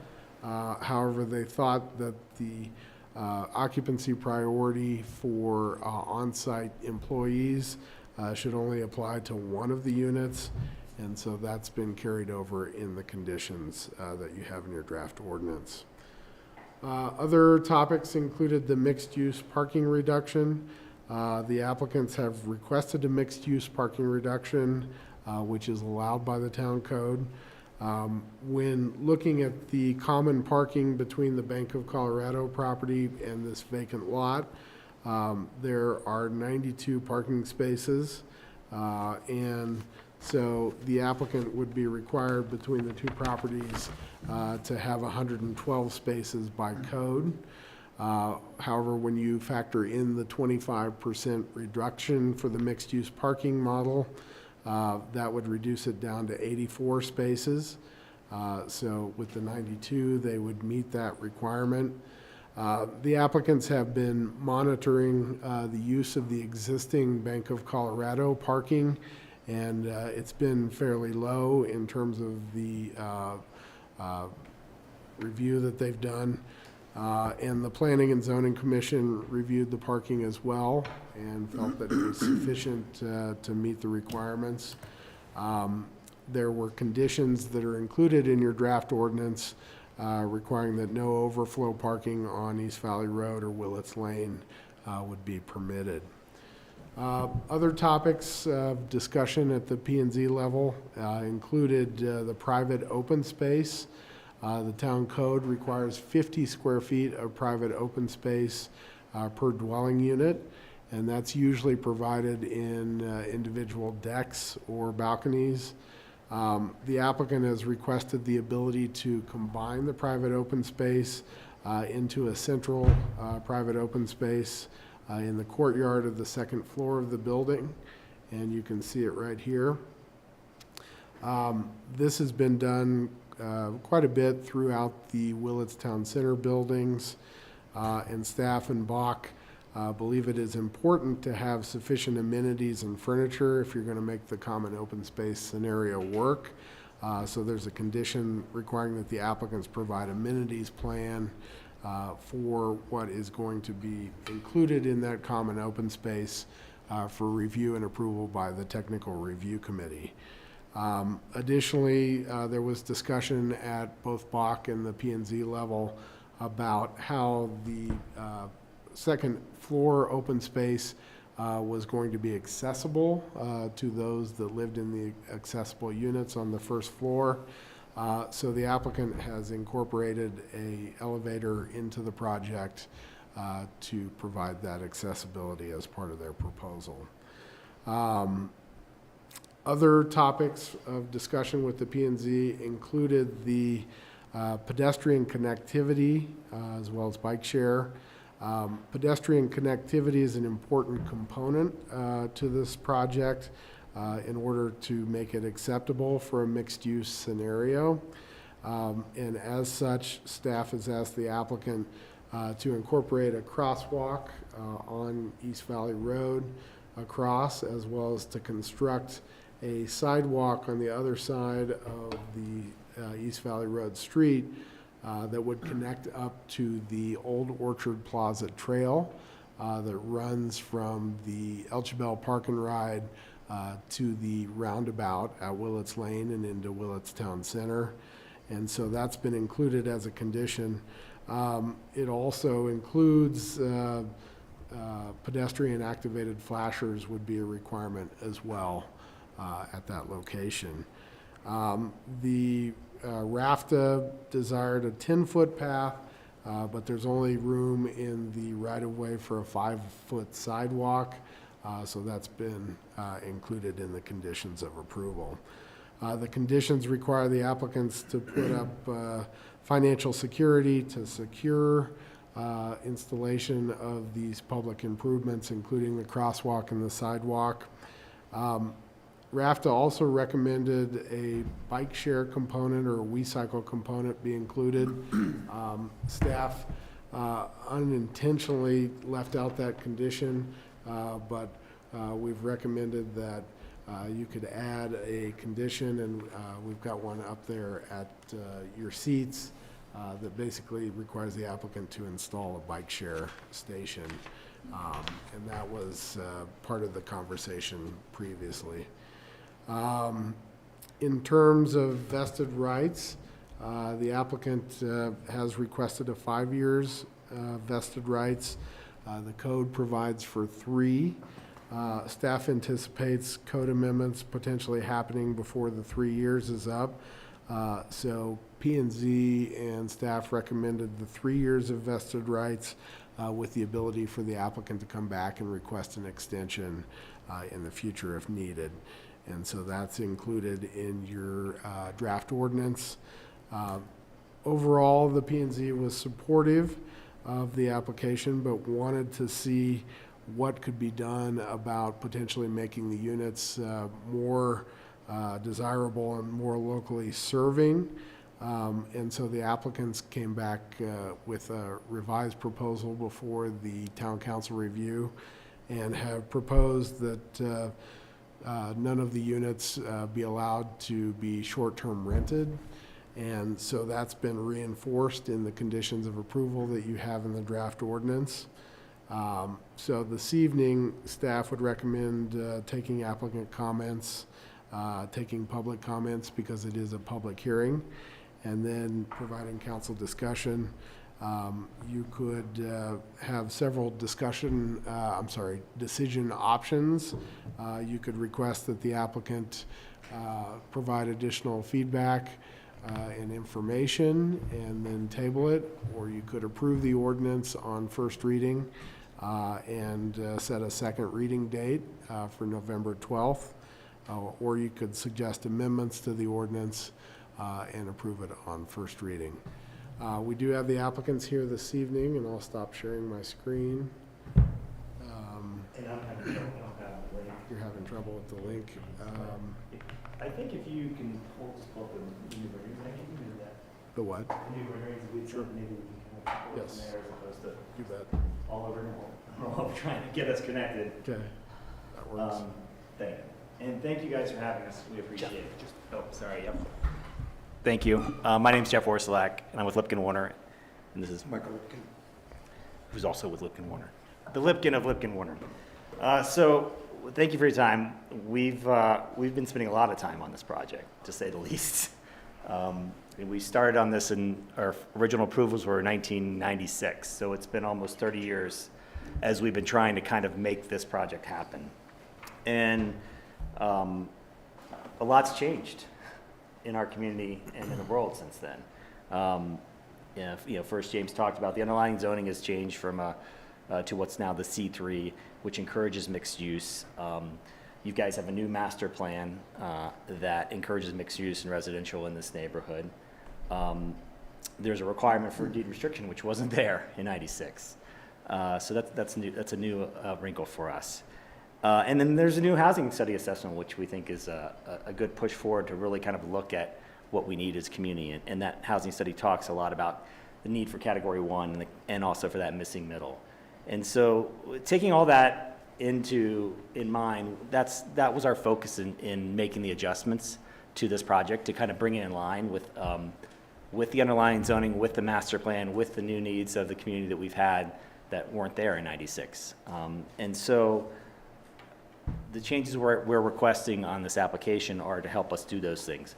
One, bring it more in line with the underlying zoning by allowing us to kind of put infill in a space adjacent to transportation, create an opportunity for housing near where people work, which the master plan talks a lot about, and create the opportunity to kind of add these Category 1 units into this project, which the housing study references.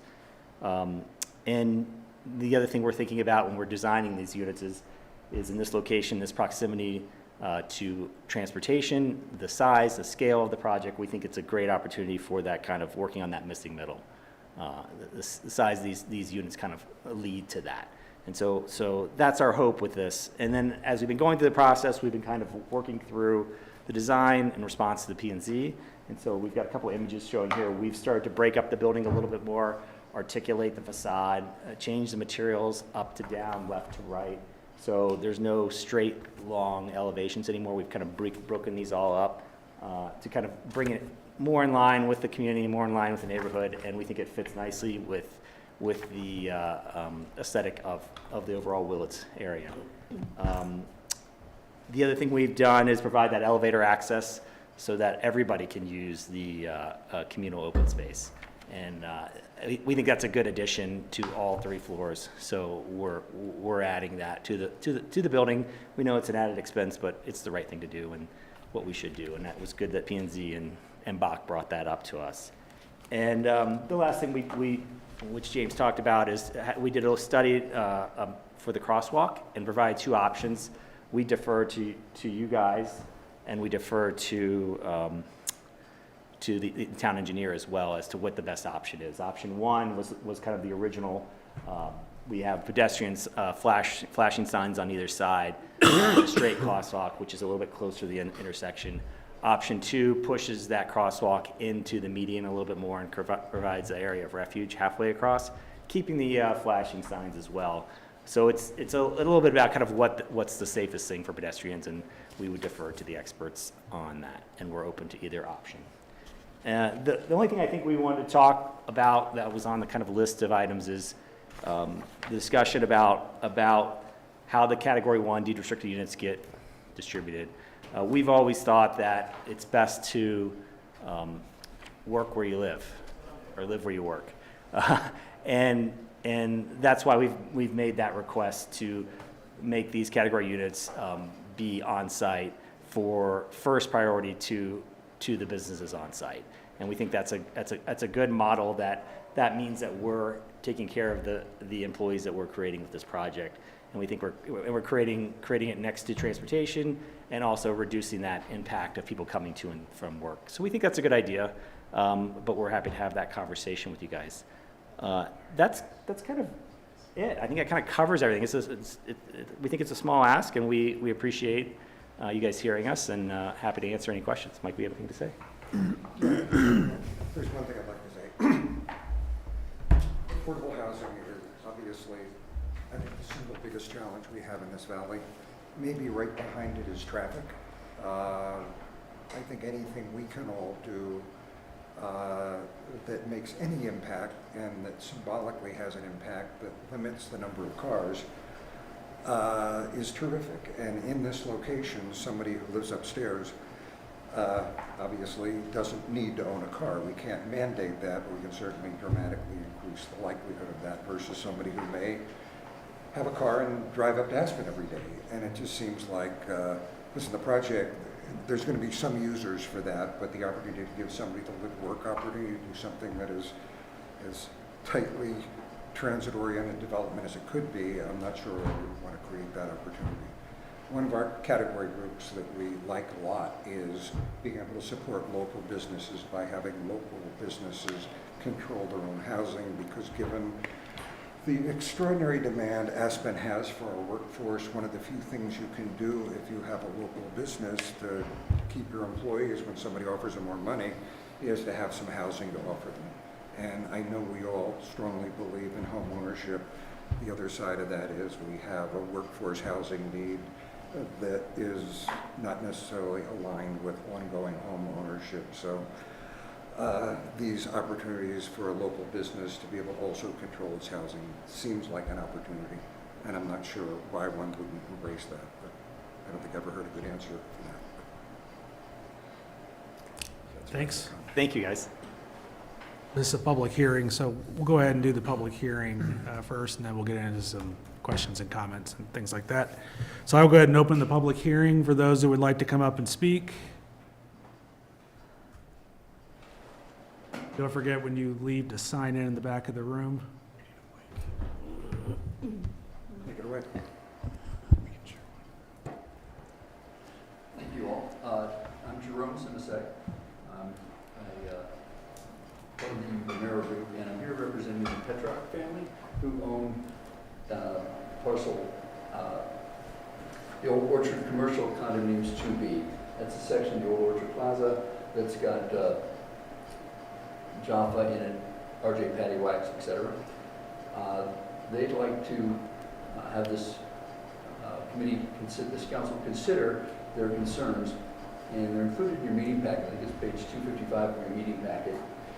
There was a letter that they put together and published for you prior to, but just want to add a little bit of color commentary to it. First of all, really appreciate the changes that Declan has made.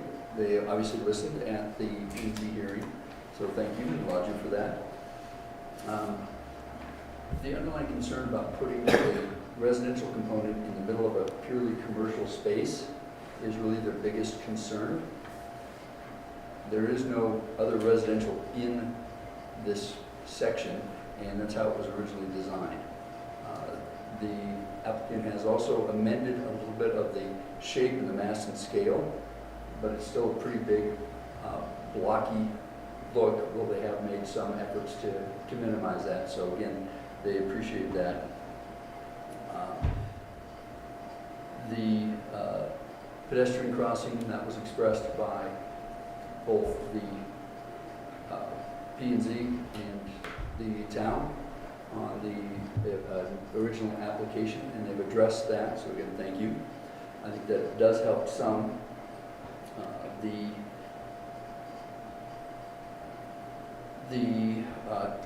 parking and traffic is another concern. We understand their traffic study, and this may have been amended, but the traffic study doesn't extend down to the Highway 82 or the intersection on that end of the property. That's where there's a significant amount of traffic. They've changed the location of the stop signs, etc. So that is a concern in the traffic overall, and also the consideration that City Market does have the right to put a gas station in, and they're starting to think about that with their new renovation at City Market.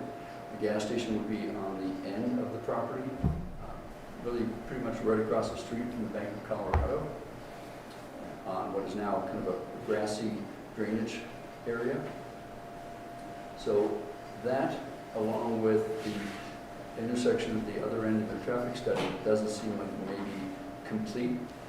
And the overflow parking is a concern. I know the Town of Salt Police expressed concern about this as well.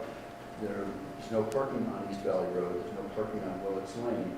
If there's any overflow parking, they will probably bleed into the Old Orchard Plaza private parking lot. And while it may not be maxed all the time, it is getting busier. If you add some additional business in there from a gas station or whatever, it's going to grow. And So, yeah, you're at 3 minutes, so. Oh, sorry. Yeah. All right. But appreciate the comments. My pleasure. Thank you. Anyone else? Anybody online? James, you see anybody? No, nobody on there. Go ahead and close the public hearing. You'll get another chance next time, anybody who wants to go again. And, but I'll open it up now for council questions and comments. I'll start, if you don't mind. Oh, Okay. yeah, go for it. I have a couple of questions. So, am I correct in understanding that you're still requesting the height variance from 30 feet to 33 feet? Yeah, it's bringing it in line with the underlying zoning, which is the 33 feet. Okay. So it used to be, it was 30 in 1996.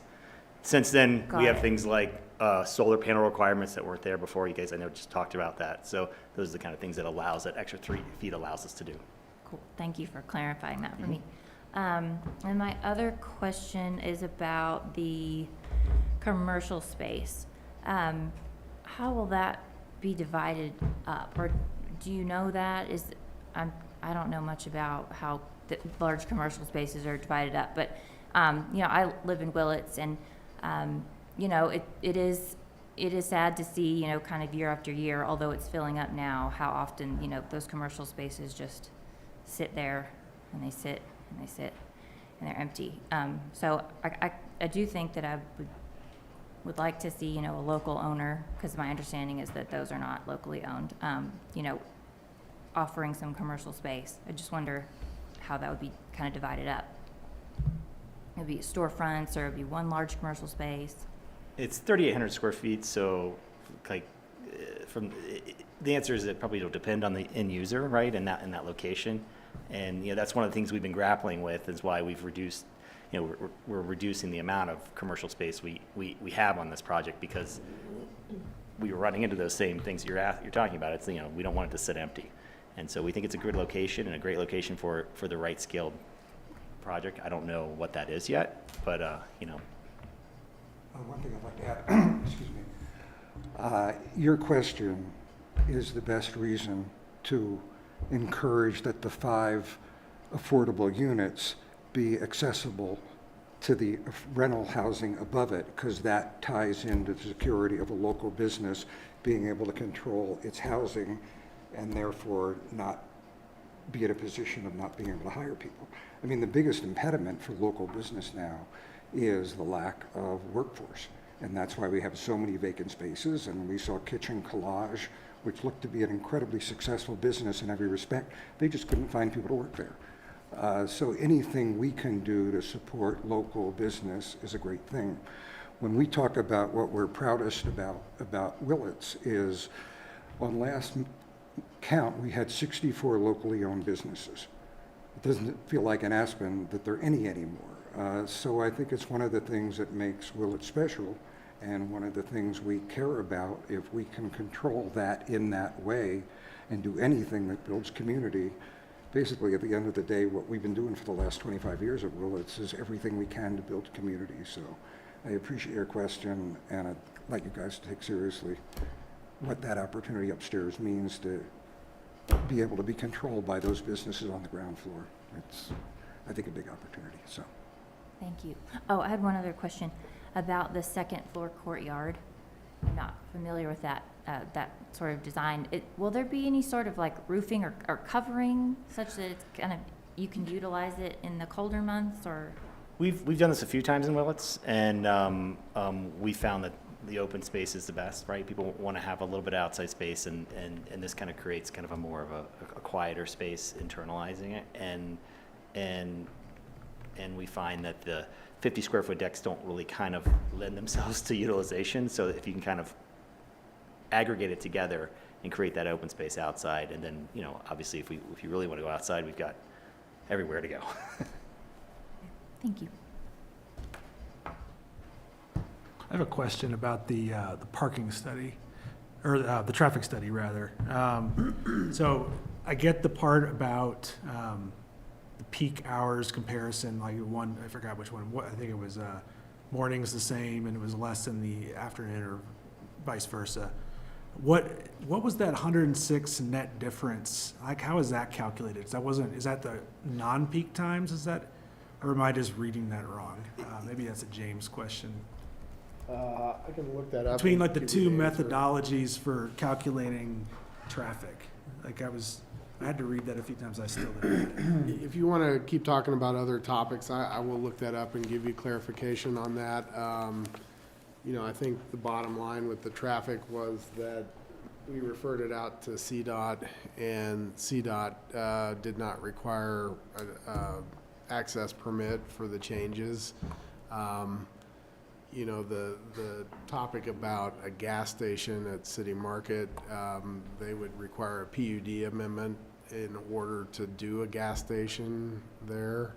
And so it's not built into the traffic studies that are part of Orchard Plaza and that have traditionally been incorporated for the area. They made an application some years back for a gas station, but it didn't go anywhere, so it's not an entitled use currently. Okay, so that isn't being measured, which makes sense. And what was the reason for not measuring the other, the western intersection there? I think the traffic study generally took into account the Willets Lane area and intersection with 82. We can have the engineer in to talk about that at a next meeting if you'd like, and to kind of go through that. I think, generally the distance from the Elgibel intersection probably played a role. Yeah, in it's that. it's close, but it's not, Yeah, I can see why it might be outside that. but we can certainly have the Circumference. engineer come back and talk to council at a future meeting to clarify that. And I think the other thing to mention about the traffic study is that the parcel was approved for commercial, and was baked into the traffic study originally. That's been kind of revisited every time kind of somebody comes in to have a conversation. So the main question of this traffic study is well, what happens when you switch from that space being commercial to that space being residential, majority residential. And so I think what the gist of the story there is the number kind of is dropping from where it was. Not dramatically, but they're very close, A to B. So if the approved, if we built the approved commercial, your traffic load is the same as if we would build this, is kind of what the traffic study is saying. If I put it, as I read it and understand it, but like James said, we can have our traffic engineer come in and explain that a little bit better than I can, I'm sure. Yeah, and the peak was the same in the, yeah, so kind of, I'll let James look at that for a minute, we can get back to it, just Yeah, curious. if you want to continue asking questions, I'll look at that as we go along here. What other questions do you guys have? What other, I know it said for the affordable housing units, you wanted the right to rent or own. What about the other units? Is it a condominiumized building? Is it all rental?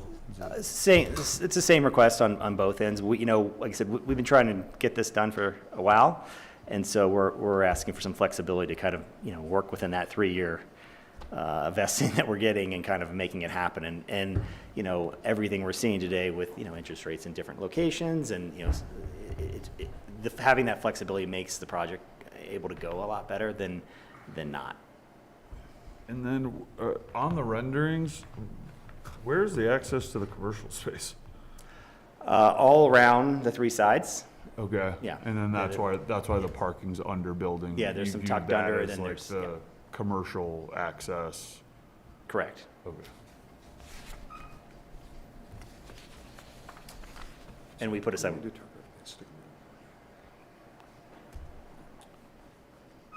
So go back to Angela's question about height. I understand the 33 versus 30 and the underlining current zoning, but there was a reference to 33 plus 5, right, to accommodate rooftop. I believe in the application, although it does also sometimes blur together, there were references to needing that 5 feet for solar panels, which you gave Angela that as a reason to go from 30 to 33. Yeah, I think we're covering it in kind of all in all those things. Is But the just, answer. I wanted to clarify. Fair enough. Yeah, For maybe Angela, yeah. because she asked the question. I believe the ask is for 33 plus 5 for rooftop, mechanical, solar panels, et cetera. Yeah, and I think we provide a setback for that, and then and once again, the underlying zoning, we're going to the underlying zoning is what the ask is. So that's the delta between the two.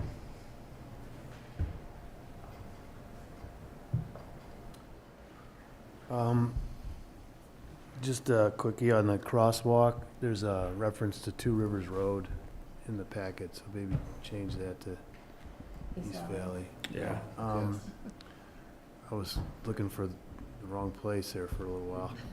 To your point too, Michael, about uses, sitting here looking at the existing Willets project and its build-out, and seeing residential across from a gas station and on top of commercial, and it seems to work.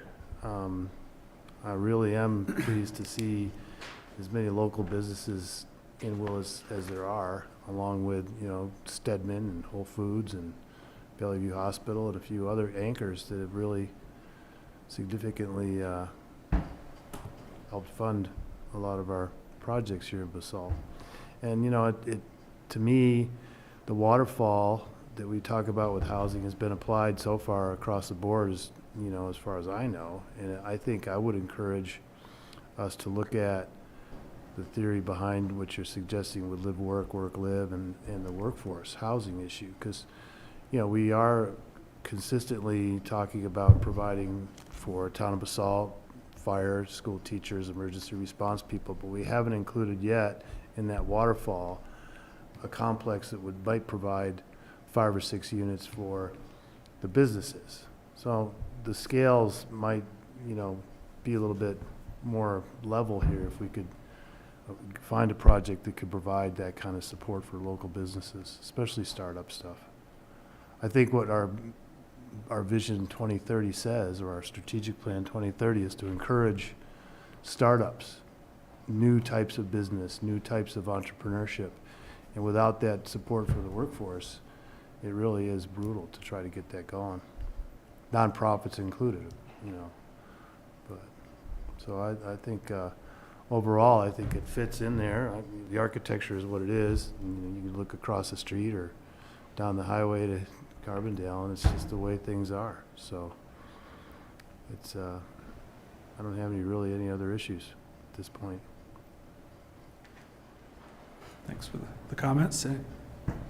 Anybody else have any other questions, clarifying questions, or comments at this point? The crosswalk, I don't think Catherine's here anymore, but I'm curious as to why, if anybody knows, maybe Michelle or Ryan, she suggested the one without the pedestrian refuge. Because to me, the refuge makes it so much safer, particularly if you have any kind of you know, children, pets. When I look at that, I feel so much safer about having that pedestrian refuge. And so I would love to know the reasoning behind Catherine's suggestion to not have it. Yeah, I talked to Catherine about that. Her concern was that in order to accommodate the pedestrian refuge island, you had to move the crosswalk further away from the access out of City Market, and you have to push it up valley of the intersection further. And she felt that the more kind of distance you get between the intersection and the crosswalk, kind of put motorists in a difficult position when they're coming out of there, and a pedestrian, you know, kind of comes out of nowhere, and so there could be potential conflicts between through traffic and traffic turning out, and pedestrians, given that it's moved further away from the intersection, was the biggest concern. And can you remind me, James, what is the actual, is it 10 feet, 20 feet, the difference between on the option without the refuge, right, above, where that kind of sidewalk existing path ends, and then that corner going into City Market parking lot, and then the one with the refuge? Is it an extra? It was a 3 to 5 foot difference. 3 to 5 feet closer to the roundabout, basically. Yeah, is what the concerns. People come whip out of the roundabout, and I think that Catherine's concern was people whipping out of the City Market parking lot, turning right to the roundabout. oh, 'cause I'm not seeing it there. Yeah, or, that's or coming around the corner there where the trees are. Yeah. Just on East Valley Road. You're already at speed. There's no speed check in there. And the potential that a car that is coming out of City Market parking lot, turning right, you know, gets stuck kind of out there, and you've got through traffic coming as well. There might be conflict. can see that. James, and kind of keeping with what happens down by the movie theater area, is it possible to have a pedestrian activated crosswalk light Well, here? that's and- required. Included in both options. Yeah, that's required okay. in either option. All right. And is it not, it's not possible to, well, I guess it doesn't matter. Can I chime in here? Yeah. I cross the street with my dog every day in Aspen, and I do watch, and I do it at the crosswalks with the and I'm extremely careful because I'm surprised how many people don't notice. But I think I'd hate to be standing on that refuge that's this wide when somebody decides, oh, he's standing on there, I can go by. I'd like to see all the traffic stop in both directions while I cross that not very long street. You know, it's not that kind of wide street where I think you really need that, but I wouldn't want to be standing on that and having cars think they can keep going by. I want that yellow light. So the guy stopping in one direction, the guy in the other direction sees it and stops. I'm surprised how oblivious people are and why I wouldn't want to be standing there in the middle. I'd like to get the traffic all stopped if I've got to cross. So that's my experience.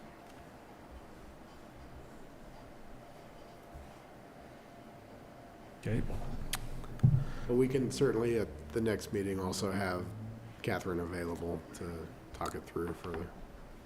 I think we can keep that option open until then, and then hear some more, and then. I do feel the traffic, having the traffic engineer come and talk about the intersection, I know it's further away, but that's just a strange intersection coming out of Crown Mountain, you know, the left. There's a good amount of confusion in that space. This is gonna add to that, and I'd be curious as to what they have to say. And I did look at the traffic study per your question, David. Basically, there would be a net difference in a day of 106 trips, so that's not just peak hour, that's full day between the original approval and what you're looking at here. The peak hour times are a -7 during the AM, and then 0 change during the PM peak hour. But the overall change is a day basis. So it's like 106 after the internal capture, 106 more trips in the new measurement because it does multifamily, general office, and strip retail versus just one big general office calc. Yes. Okay. Yep. But the peak stuff's the same. The peak stuff's generally the same. Yeah, over the day, it's about 100 more trips. Okay.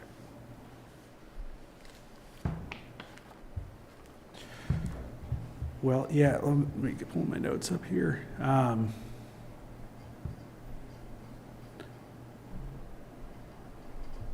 Just on the design front, it is rather blocky, but I did appreciate what Chris Beiser had in some suggestions about trees and breaking it up that way. I'd like to see some landscaping, what that might look like, just to kind of just to see what the final product would look like roughly, especially since it is on the entrance and Basalt. But I'm okay with residential there. I like what Rick was saying. We have Soper's Village over here. We've got the tree farm. We've got apartments, and we've got commercial. All in it. I mean, it's just kind of, I think, the nature of the broader neighborhood, even if it's not if there's not residential in the city market, you know, the Orchard Plaza per se. I think in that vicinity there's a lot, and I think that would be fine. I appreciate no short-term rental. And we can talk more about the one of the 5 being prioritized for the commercial space versus all. I don't think we've touched upon that. You know, I appreciate businesses' desire to have housing, but I also appreciate concerns around tying work to where you live and like that stress that. So I think there's a balance there. Like I said, I'm good with the one, but I don't know what kind of business that would be run there. I don't know what that's kind of contemplated. I mean, that's not really, I guess. We have no idea. No idea, yeah. When we get through this, I want to say one thing about vesting. I got through the 08, 09 recession, and there were 4 years, maybe even 5, that it would not have been possible to even think about this project or any project. It just didn't happen. So I don't know when the next recession is, but 3 years, even 5 years can be a challenge depending upon where the economy goes from here.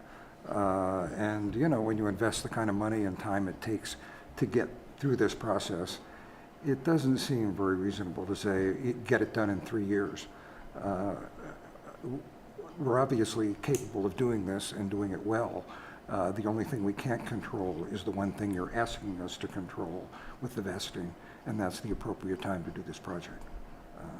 So that's my 2 cents on the topic. On the vesting, yeah.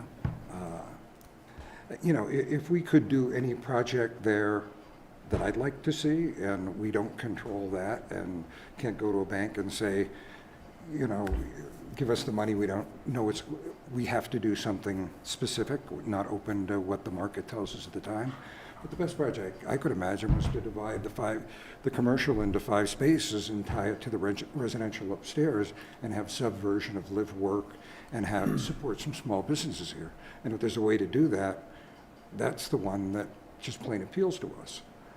I don't know if that option's there. You know, over the years, we've had, I think, 3 banks coming to us looking to open on that parcel, and we said no. I think we have enough banks, so two of them ended up in Willits. We've had fast food. We've had things we didn't want to do. And, you know, we just haven't been able to make sense out of this thing because it's a pretty small project that takes an incredible amount of thought to get to where we are. And that's the best I can tell you. We're here and we're anxious to do it.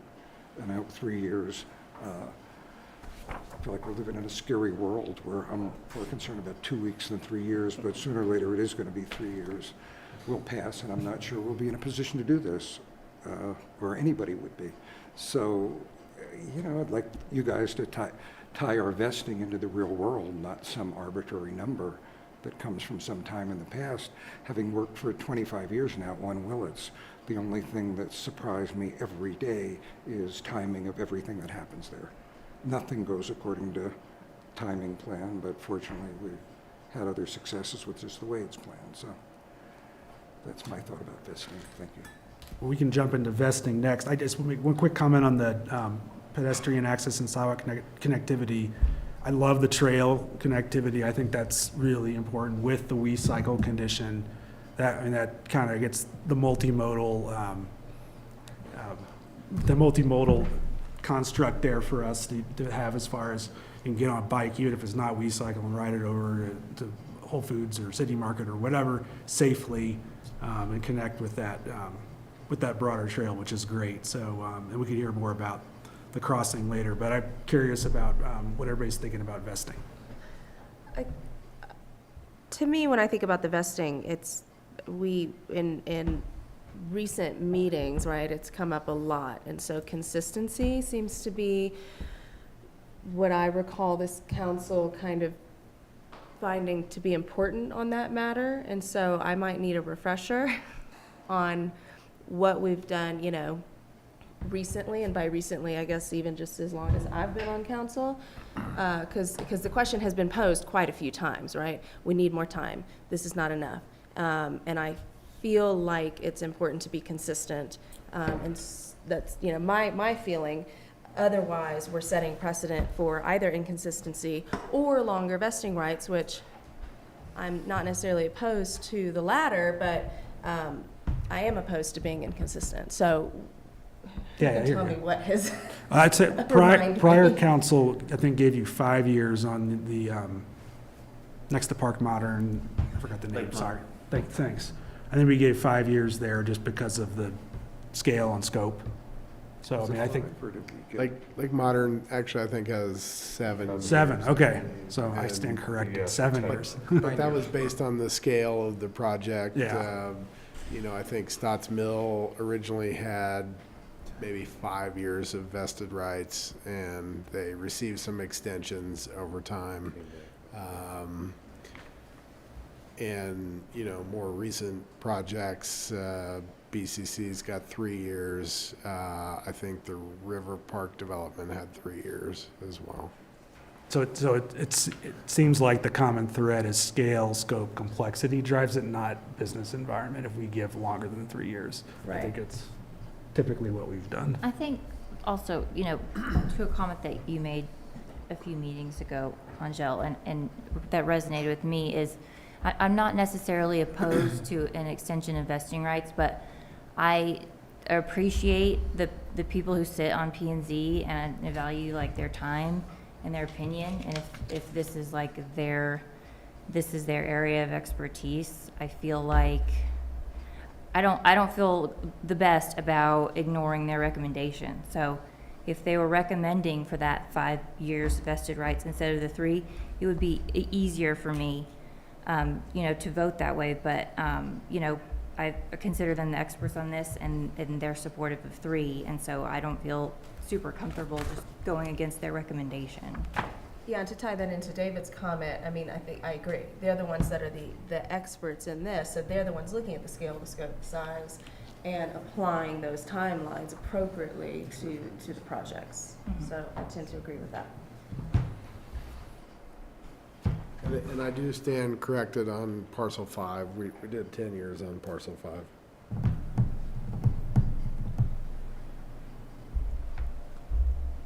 Which is Lake Modern. Like, okay, yeah. 7 buildings.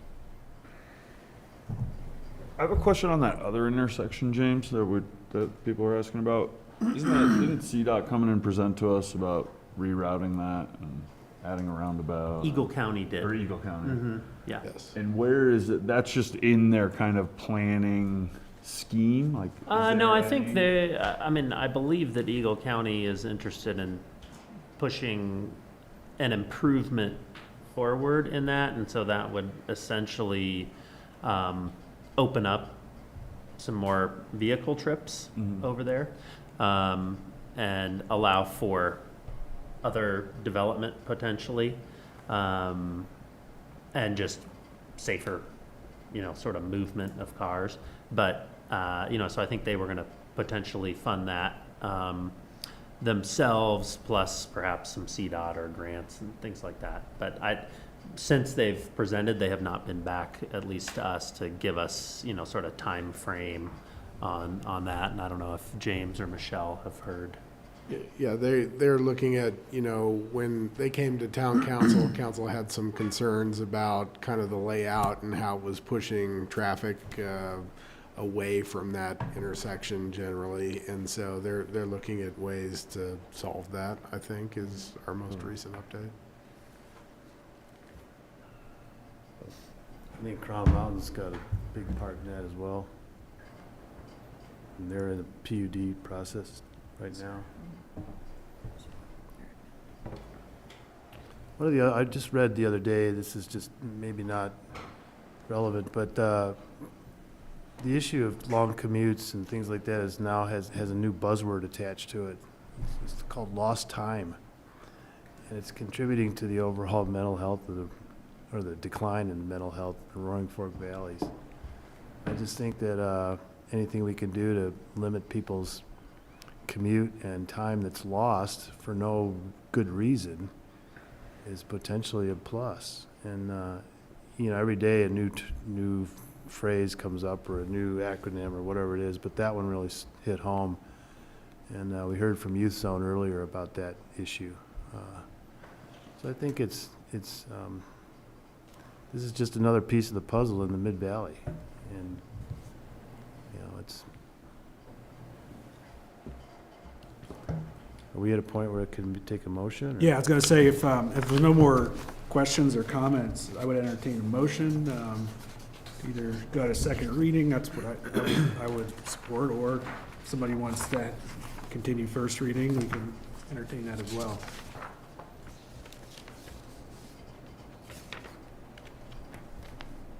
Well, I wasn't allowed to make motions on Willits the first time it came around, so I'll make a motion to continue this public hearing and set the second reading for November 12th.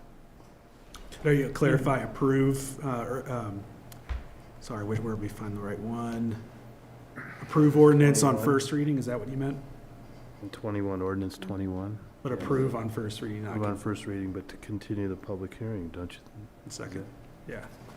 And quick clarifying question, would that be also to add the we-cycle condition? Yes. Yeah. Anything else that came up? I think that was the only recommended amendment, addition to the crosswalk. ordinance was the we-cycle condition. Is that right, James? Correct. And the crosswalk we can revisit Yeah, I think at we're the gonna next one. table the Traffic. discussions on traffic crosswalk vesting and how many units will be dedicated to the on-site commercial tenants.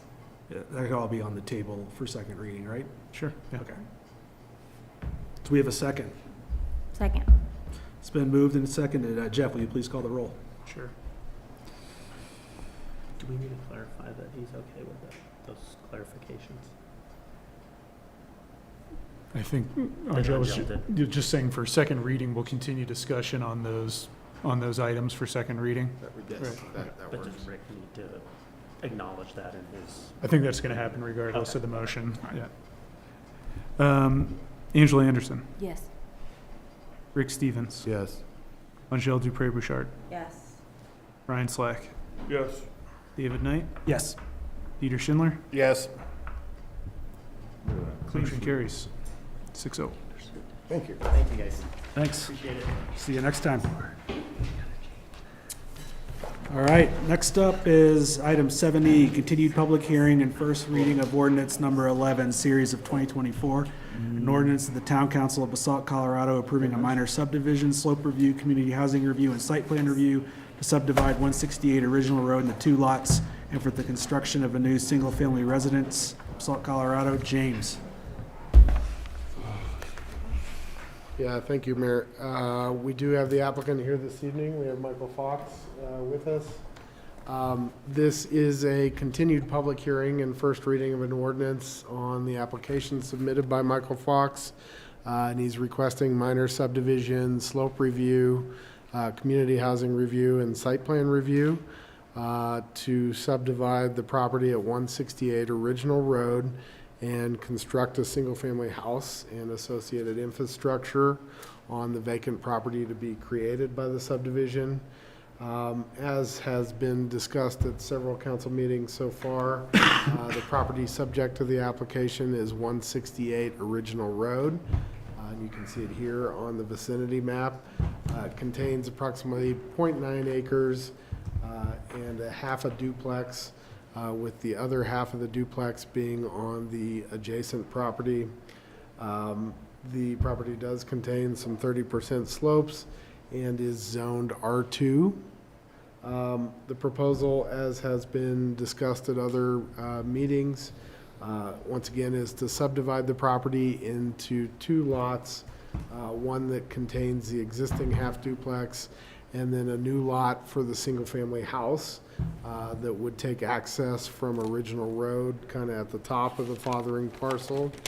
And then the applicant has proposed on the new lot, which is shown as B3 in your packet, to construct a new single-family house. The applicant, since the last meeting, has revised the proposal to reduce the house down to 3,000 total square feet. And that's part of the addendum that's in your packet materials. At the last meeting and the prior 2 meetings, staff went through the discussion items in detail. They included consistency with the master plan, consistency with the character of the surrounding area, the affordable housing mitigation, compliance with the R2 zoning, the slope review, the utilities, which are proposed to come up from Original Lane, the wildfire mitigation, as well as green building and the fire district comments, and then also the plat note. There's been discussion on the plat note. As was discussed at the last meeting, staff presented at the last meeting that the applicants did receive an agreement from the property owners that were on the original Dillon subdivision, that own the original Dillon subdivision lots now. And that was included in the packet materials for the last meeting.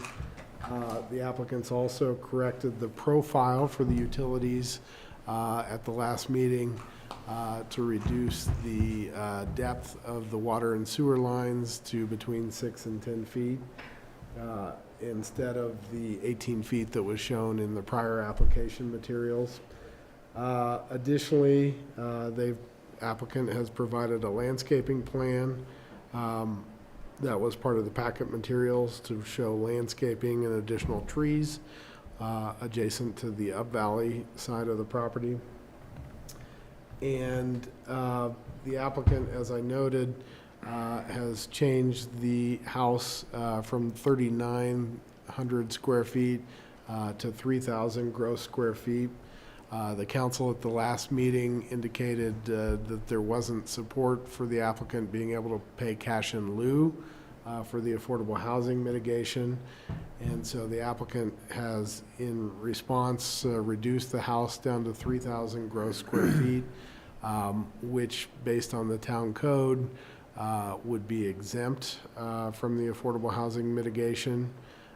So that has been included in the draft ordinance for consideration, the exemption. So the ordinance hasn't changed since the last meeting, with the exception of the affordable housing exemption being provided. So staff would suggest this evening taking applicant comments, taking public comments once again because it's a public hearing, and providing council discussion. You could review the conditions. Staff would be happy to answer any questions you have on them. And then ultimately, staff believes you have several decision options. Those being approving the ordinance as it's proposed on first reading.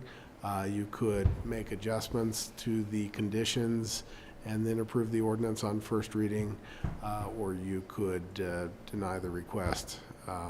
Those are the three options staff believes you have. So with that, I will stop sharing my screen and ask Michael if you have any additional comments for the council. Good evening again.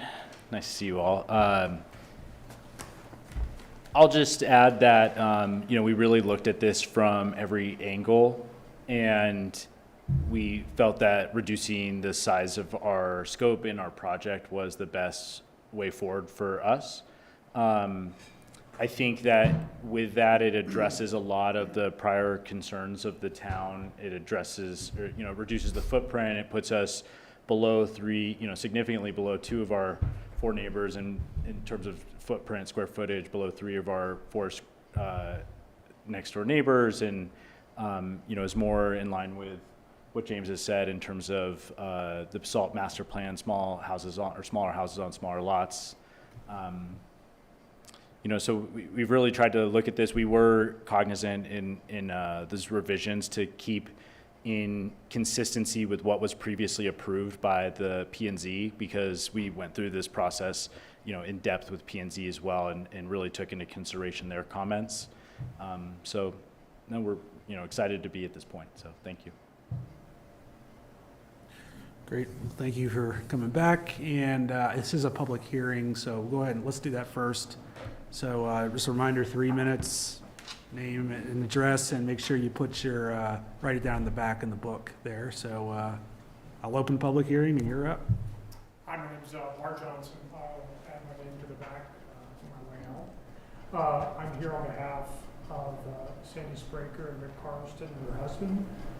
We spoke before, and I'm not going to repeat those comments. There were, I think in the last hearing, something that came up that I wanted to touch on, and that's a couple of you expressed the sentiment that as long as the lot meets the minimum lot size requirements, that you considered it appropriate. And I just wanted to point out that if this were an empirical exercise, there would be no reason to be here at a public hearing. Staff could make a determination that's simply a math equation. And I think you have an important role here to determine consistency with the master plan and whether it's consistent with the character of the neighborhood to allow another subdivided lot. And that's a judgment call. Sometimes it's going to be difficult, but I think you need to take that at heart. And we appreciate the fact the home's getting smaller. It reduces the impact, certainly.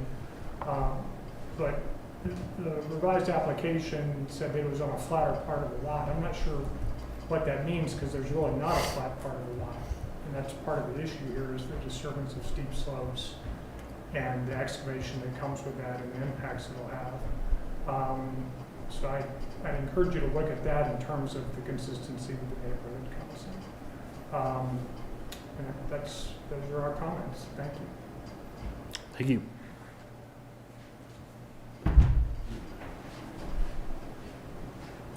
Council. Scott Broughton. I'm on 164 Original Lane, right below this subject property of the applicant.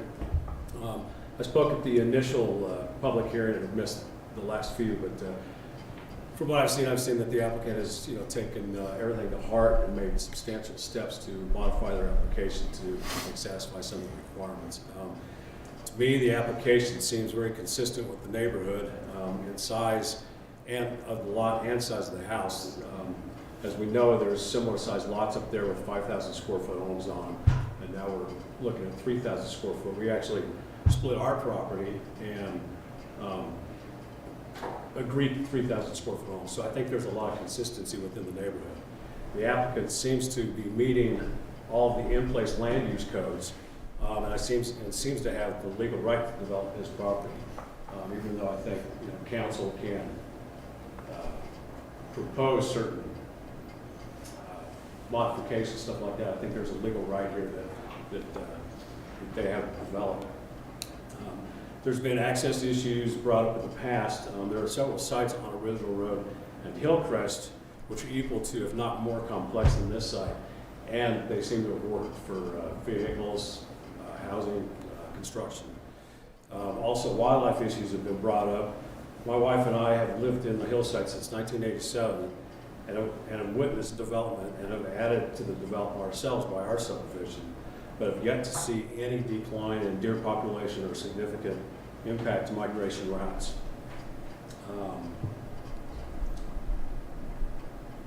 As an architect myself, we do build on steep lots in this valley, and I've personally built on and designed for steeper lots than this. So yes, there's inherent construction issues, inherent development issues, but I think the applicant's willing to take those on. So I just want to voice my support for this application.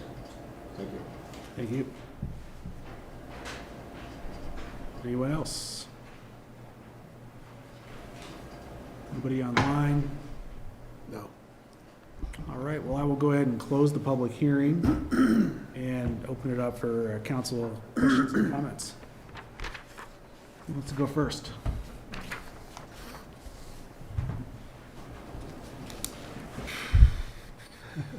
And I'll jump at once. Well, I guess I appreciate the changes.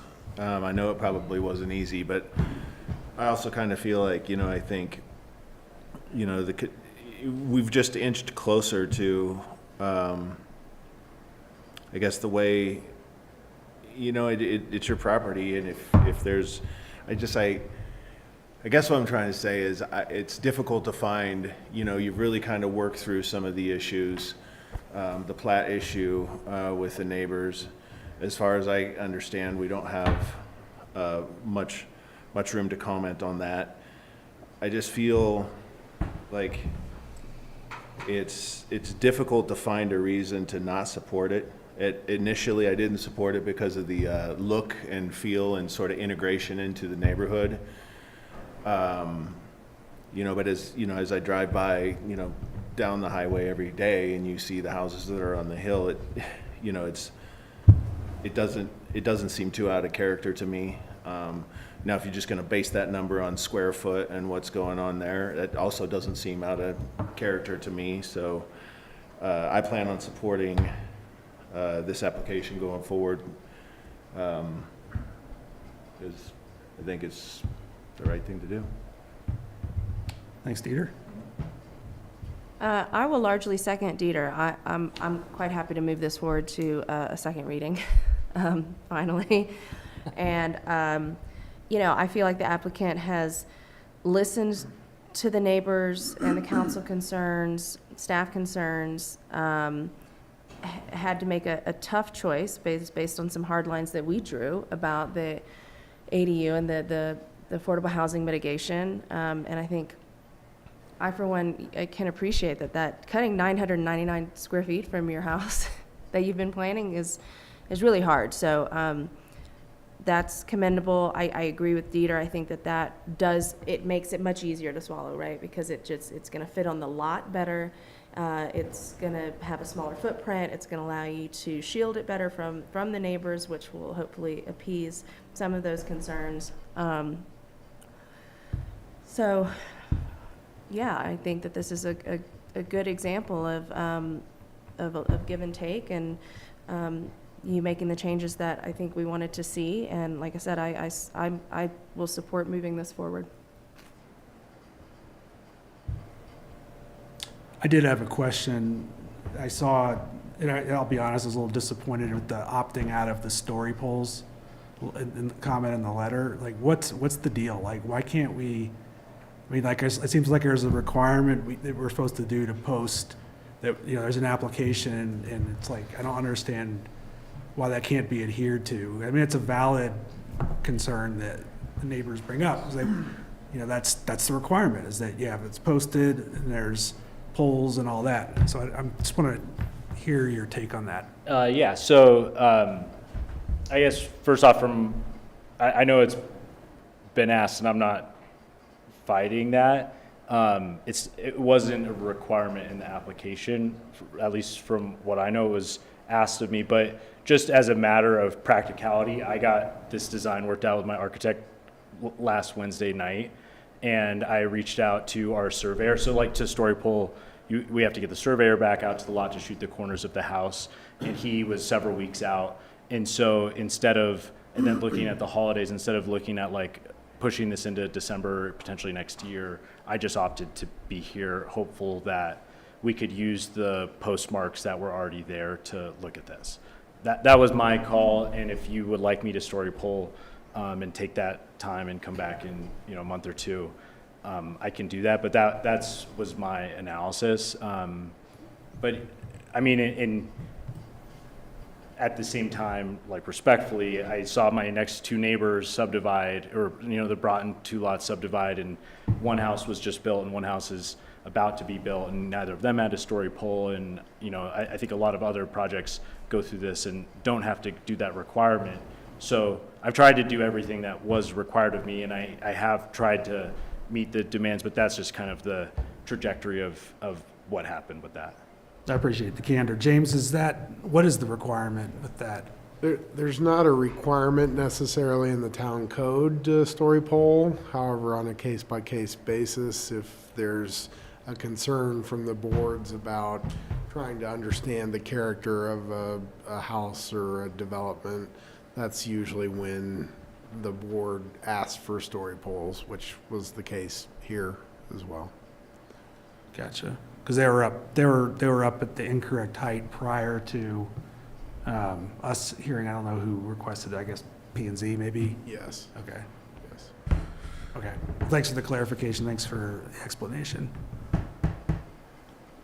I really appreciate you listening. I guess just my concern just comes into just general density in this neighborhood.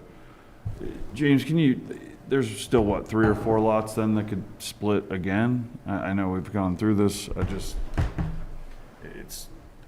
It's always interesting to me that, like, if his neighbor was able to split, and I don't know when that happened, but I know I didn't hear about it in the last 6 years, so it just seems, like the other guy said, it's a very interesting decision we have to make. There's a reason why this is dragged on. But I do appreciate you, like, listening and continuing to modify your plan, because it hasn't been easy. I mean, you're very diligent.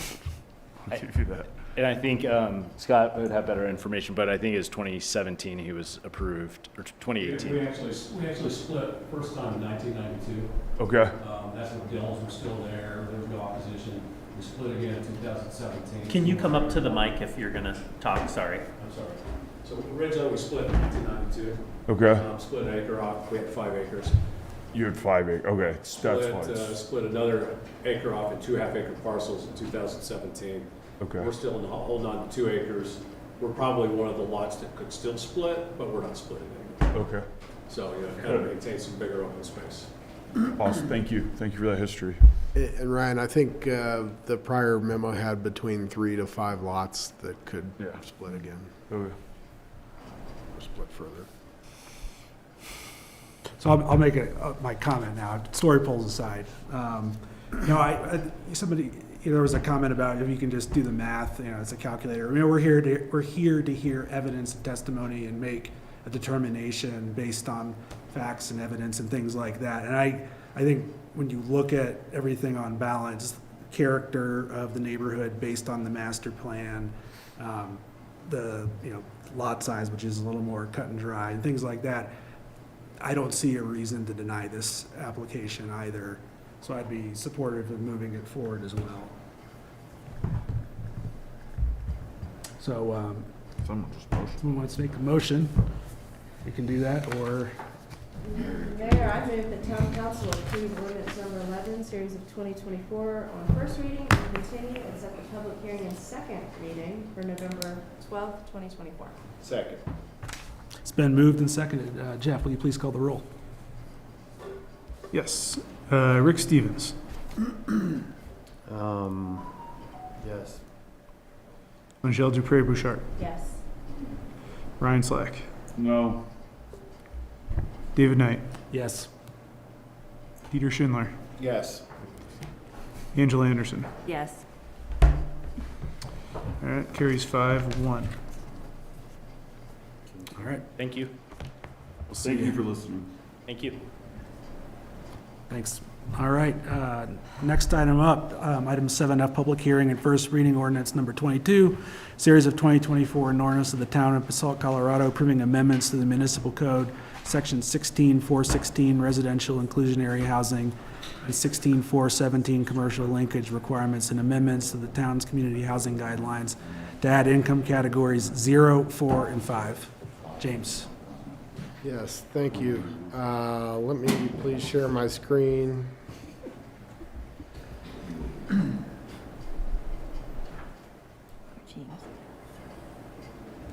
This is a public hearing and first reading of an ordinance to consider code amendments to sections 16-416 and 16-417 in the affordable housing section of the town code, as well as amendments to the community housing guidelines. And specifically, these amendments propose to add income category 0 to serve families and individuals making up to 50% of the area median income.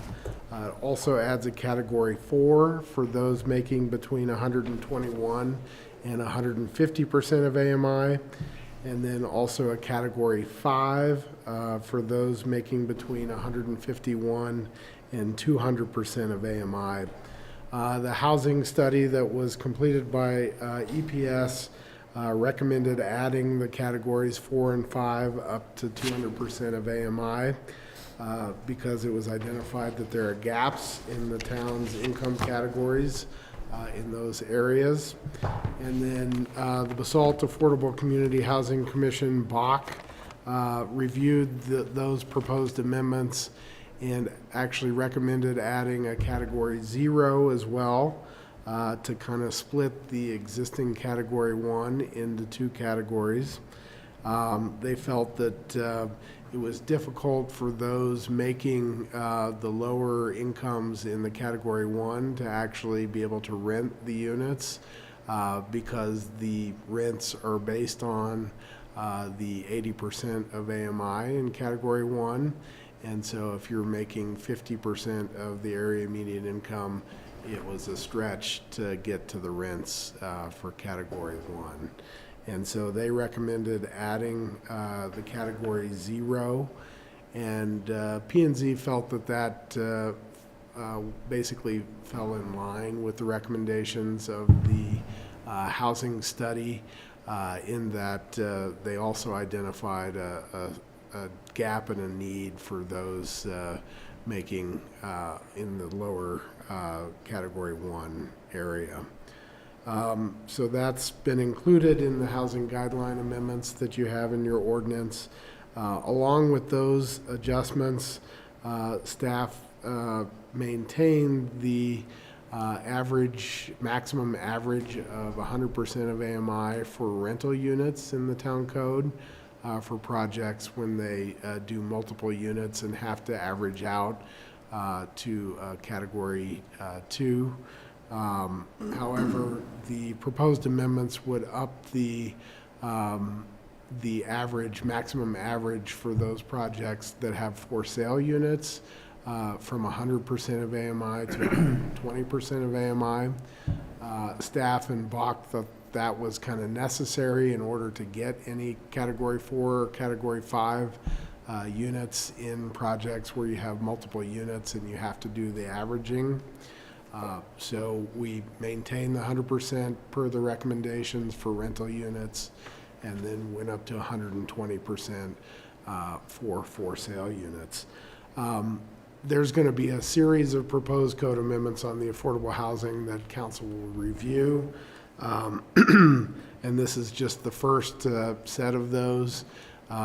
We tried to kind of jump into the low-hanging fruit, which was adding the categories first.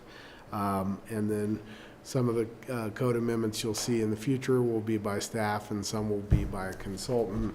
But we just kind of wanted to take the first step in changing the categories per the recommendations of the housing report. So this evening, staff would ask if you have any questions, and then staff would suggest taking public comments because it's a public hearing, and providing council discussion on the amendments.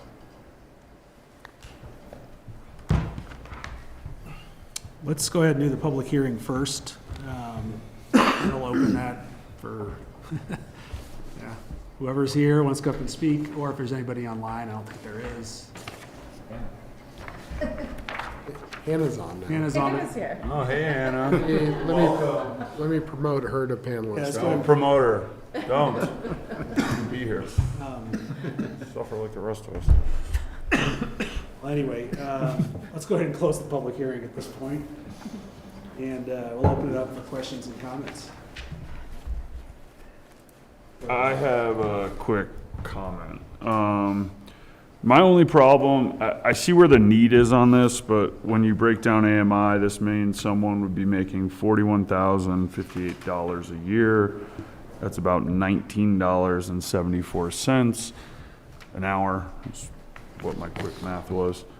I just worry that we set up these things and then there's no check and balance. And I know sometimes that, you know, if I look at Aspen, because that's what everyone does for their affordable housing, because they have the biggest thing. But if it's not in rental, I think it makes sense, but in ownership, I don't, because in the ownership scenario, the likelihood that that person is going to earn more down the road is very high. And so, yes, it's a benefit for them to get their foothold, but then to me, it's almost an unfair advantage. And I just don't really like that. So I don't know if you can split between rental and ownership, and then it's now where I'm adding a completely different layer in there that makes it even more confusing.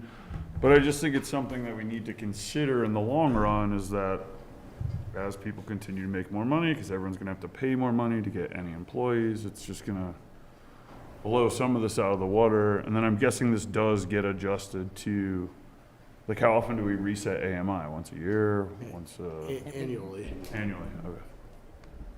So that's just that's my concern. I get the upper stuff. We've been talking about that for a while. I just think all of a sudden we have so many categories, and then it's just kind of all blurred together. I think going back to your math, it's like why, so right now category 1 is 80%. So why 50%? If that's right, like, are you, Ryan, proposing that maybe it should be 60% instead of 50? Like, No, I'm just saying, I mean, even when, if you look at the, whatever, page 40, you know, they're saying, well, we need to accommodate the growing industries in Basalt, and food service and administrative and waste services had average annual wages of $45,000 to $46,000. That's above 50%. So it's like 55% be more appropriate, or I just think we're just I think it's the question. nickel and diming the thing, and we're gonna get more stuff down the road, and I don't know. I just, at some point, you gotta bust your ass to live here, and that's just kind of what I feel. Yeah, one of the data points that we looked at a long time ago was the difference between the average median income at Lazy Glen and the average median income at Elgibel, and it was about a $30,000 spread in 6 miles of road or whatever it is. And I think what we're experiencing is people that are in whatever category that do get a bump in their pay, really there's no inventory to support them to move up anyway. And they can't go to the free market, so they're leaving. And I'm seeing that, you know, with a lot of the guys that I know that have just decided to kind of throw in the towel and go back to Michigan or wherever. So I think that it's good to think about the people that are going to make more money, but then we also have to think about what can we provide as inventory in our housing mix to accommodate that, and how does it get prioritized? The lottery system and APSHA, you know, that's how they do it. And some people are stuck. Some people are, you know, stuck for life in their units too. Well, and you have know, people turning down raises. turning down, yeah, I don't know about that, but, you know, it's definitely a slippery slope.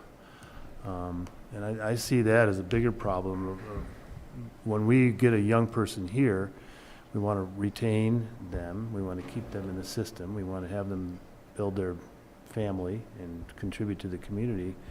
And, you know, we've got that whole ladder that people have been talking about forever. And I think this solves a bit of the problem on both ends, because it also allows someone to make a good chunk of change and grow their career and have an anticipation that they could end up in a unit someplace else, or here in a different unit. You know, I saw a unit on the market for over across the street. I think it was a 2-bedroom. It was $695,000. Is that a number? They're affordable price. That's not the public price. Okay, so that's the deed restricted? Yeah. Okay, The so. 2 bedrooms are like 1.5. And what AMI are we talking about that qualifies for that was 20% down? You're talking about the BCC? Yeah. Yeah, so I think those were, we had 1s, 2s, and 3s. Well, but I think the units you're talking about are probably the, RO? yeah, the, Oh, and RO. whatever yeah. we called them. Resident occupied. Resident. Yeah. So is that a category Resident 4 salary? No. Is RO has above- no category. There's no cap. Okay. There's not an income cap. You just have to be a Someone resident. who's making 100% of AMI could potentially, Yeah, you just have to be a resident here. It can't be a second home. right, okay. So that's, I just feel like at some point in time, you have to open the door to lower earners to allow them to get on the ladder. And if you know, to what threshold is it? Well, we're here because a housing study came out and said the threshold is not as high as we think it is. So that's why I wouldn't have a problem supporting this. Is it just, you know, that it's to get more people into the game? And do we need more, you know, people that make combined $1 million, $1.5 million to be in the game? Or do we want to open the door to the lower earners to try to actually plant roots and grow in this community and have kids and then take the next step up and continue to climb the ladder? I don't think we get there if we keep the door closed up. It's my understanding that a starting wage for a teacher in RE1 or Basalt is below 80% AMI. Is that accurate? I think that's Based on right. our- So for that reason. Right, it's 50K. It's 50, right, thank you, Hannah. So, I mean, for that reason alone, I am in full support of this. But they wouldn't fit in that category. It would only be, or I guess that's 50 to 80. Yes, Yeah, it's a, 50 yeah, it's to that 80, spectrum. so below 80 down to 50. And so we have to have that for our teachers to be able to afford to live anywhere. And to me, that's paramount, so yay. Right now, our teachers don't qualify for category 1.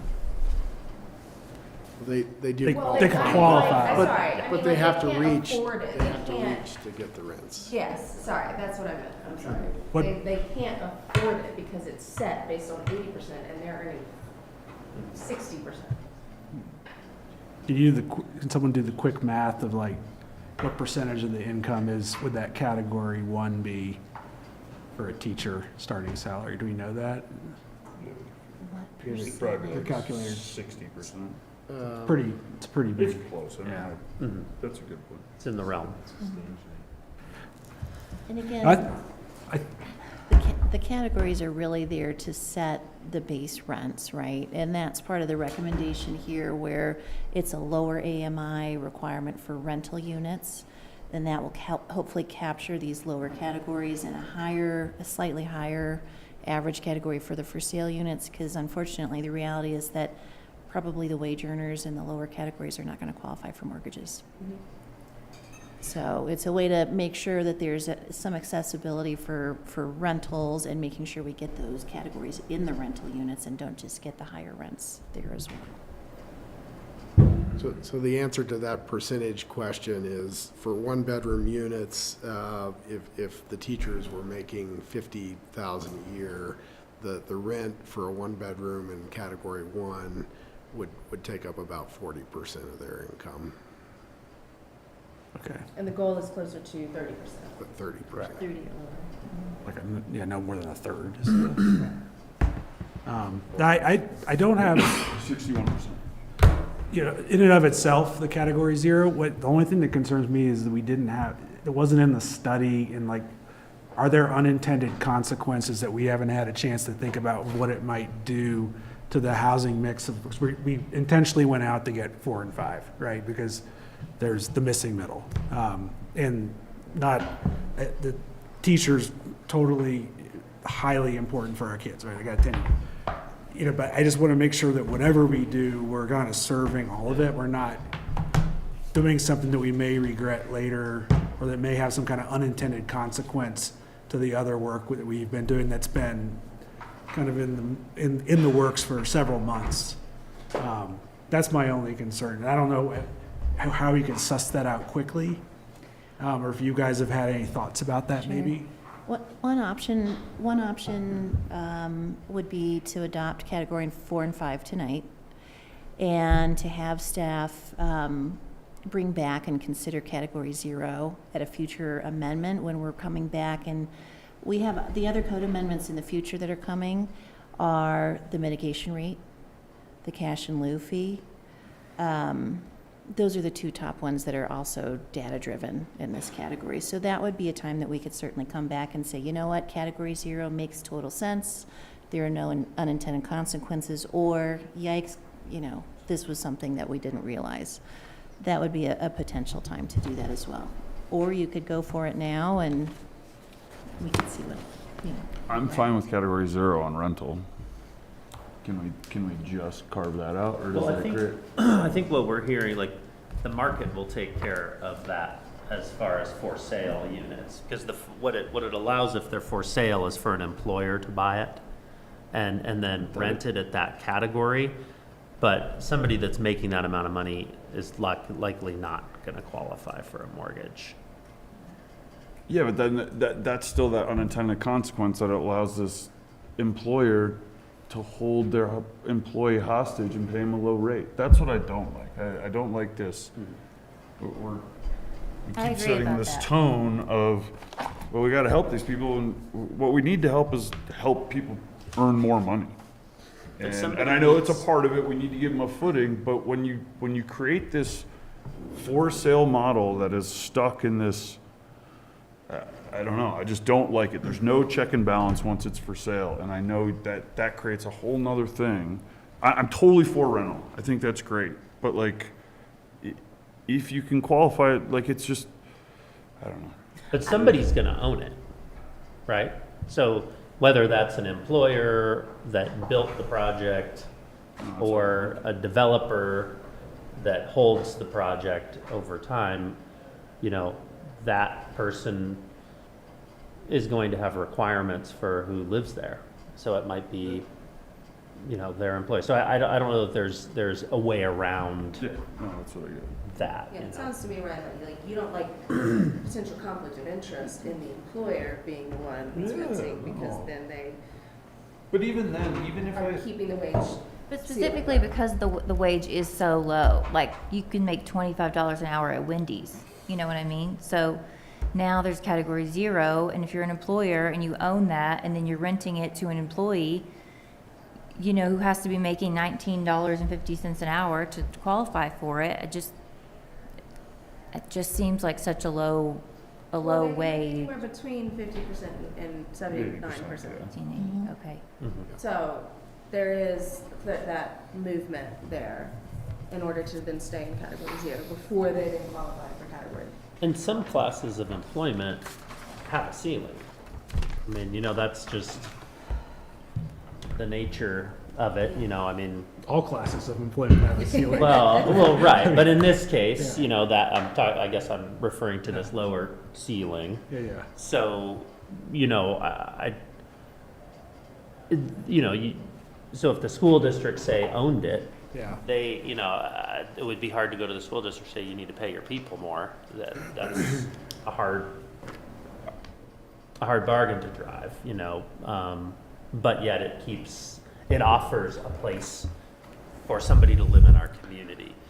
So I guess that, you know. Mayor, I move the town council approve ordinance number 22 series of 2024 on first reading and continue and set the public hearing and second reading for November 12, 2024. And I would just encourage the staff to look at any unintended consequences before second reading. I think the rest of the council supports it. So I think we're just going to chase ourselves, and it's 9:15. I want to go home. Second. Just- Whatever that was. So it's a Anxious to leave. clarifying question on the motion. Is that enough time for you all to do some kind of analysis? 'Cause I just want to make sure if we do this, that we are achieving all of our goals, which is not just the lowest incomes, but also that missing middle, which is the reason we're going to the 4 and 5. I don't want to somehow cannibalize that, for instance. So is that enough time until the next meeting? If it's not, we'll ask for a continuation. Okay. And one quick comment too, thank you for mentioning the other objectives you're shooting for. I think one of the things we're seeing is that Up Valley communities supporting Down Valley subsidized housing, if you want to call it that. Hopefully thinking that their employees will be closer to where they work. So one of the things that I think about is how congruent this whole model is from here to Newcastle.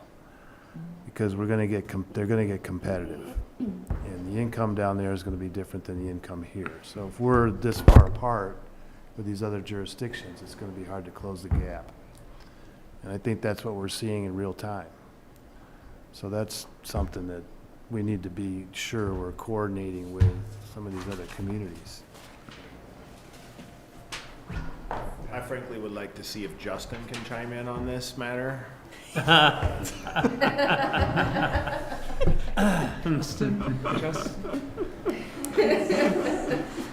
Should we adjourn the meeting before we start?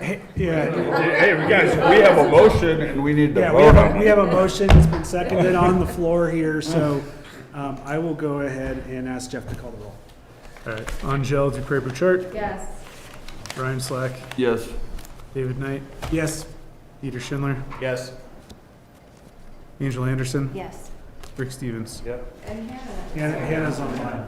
and Not anymore. Yeah. Yeah, she's there. She's a panelist now. Thanks, Hannah. All right, so that's it. We've worked through it. After you slammed her. Yeah, I know.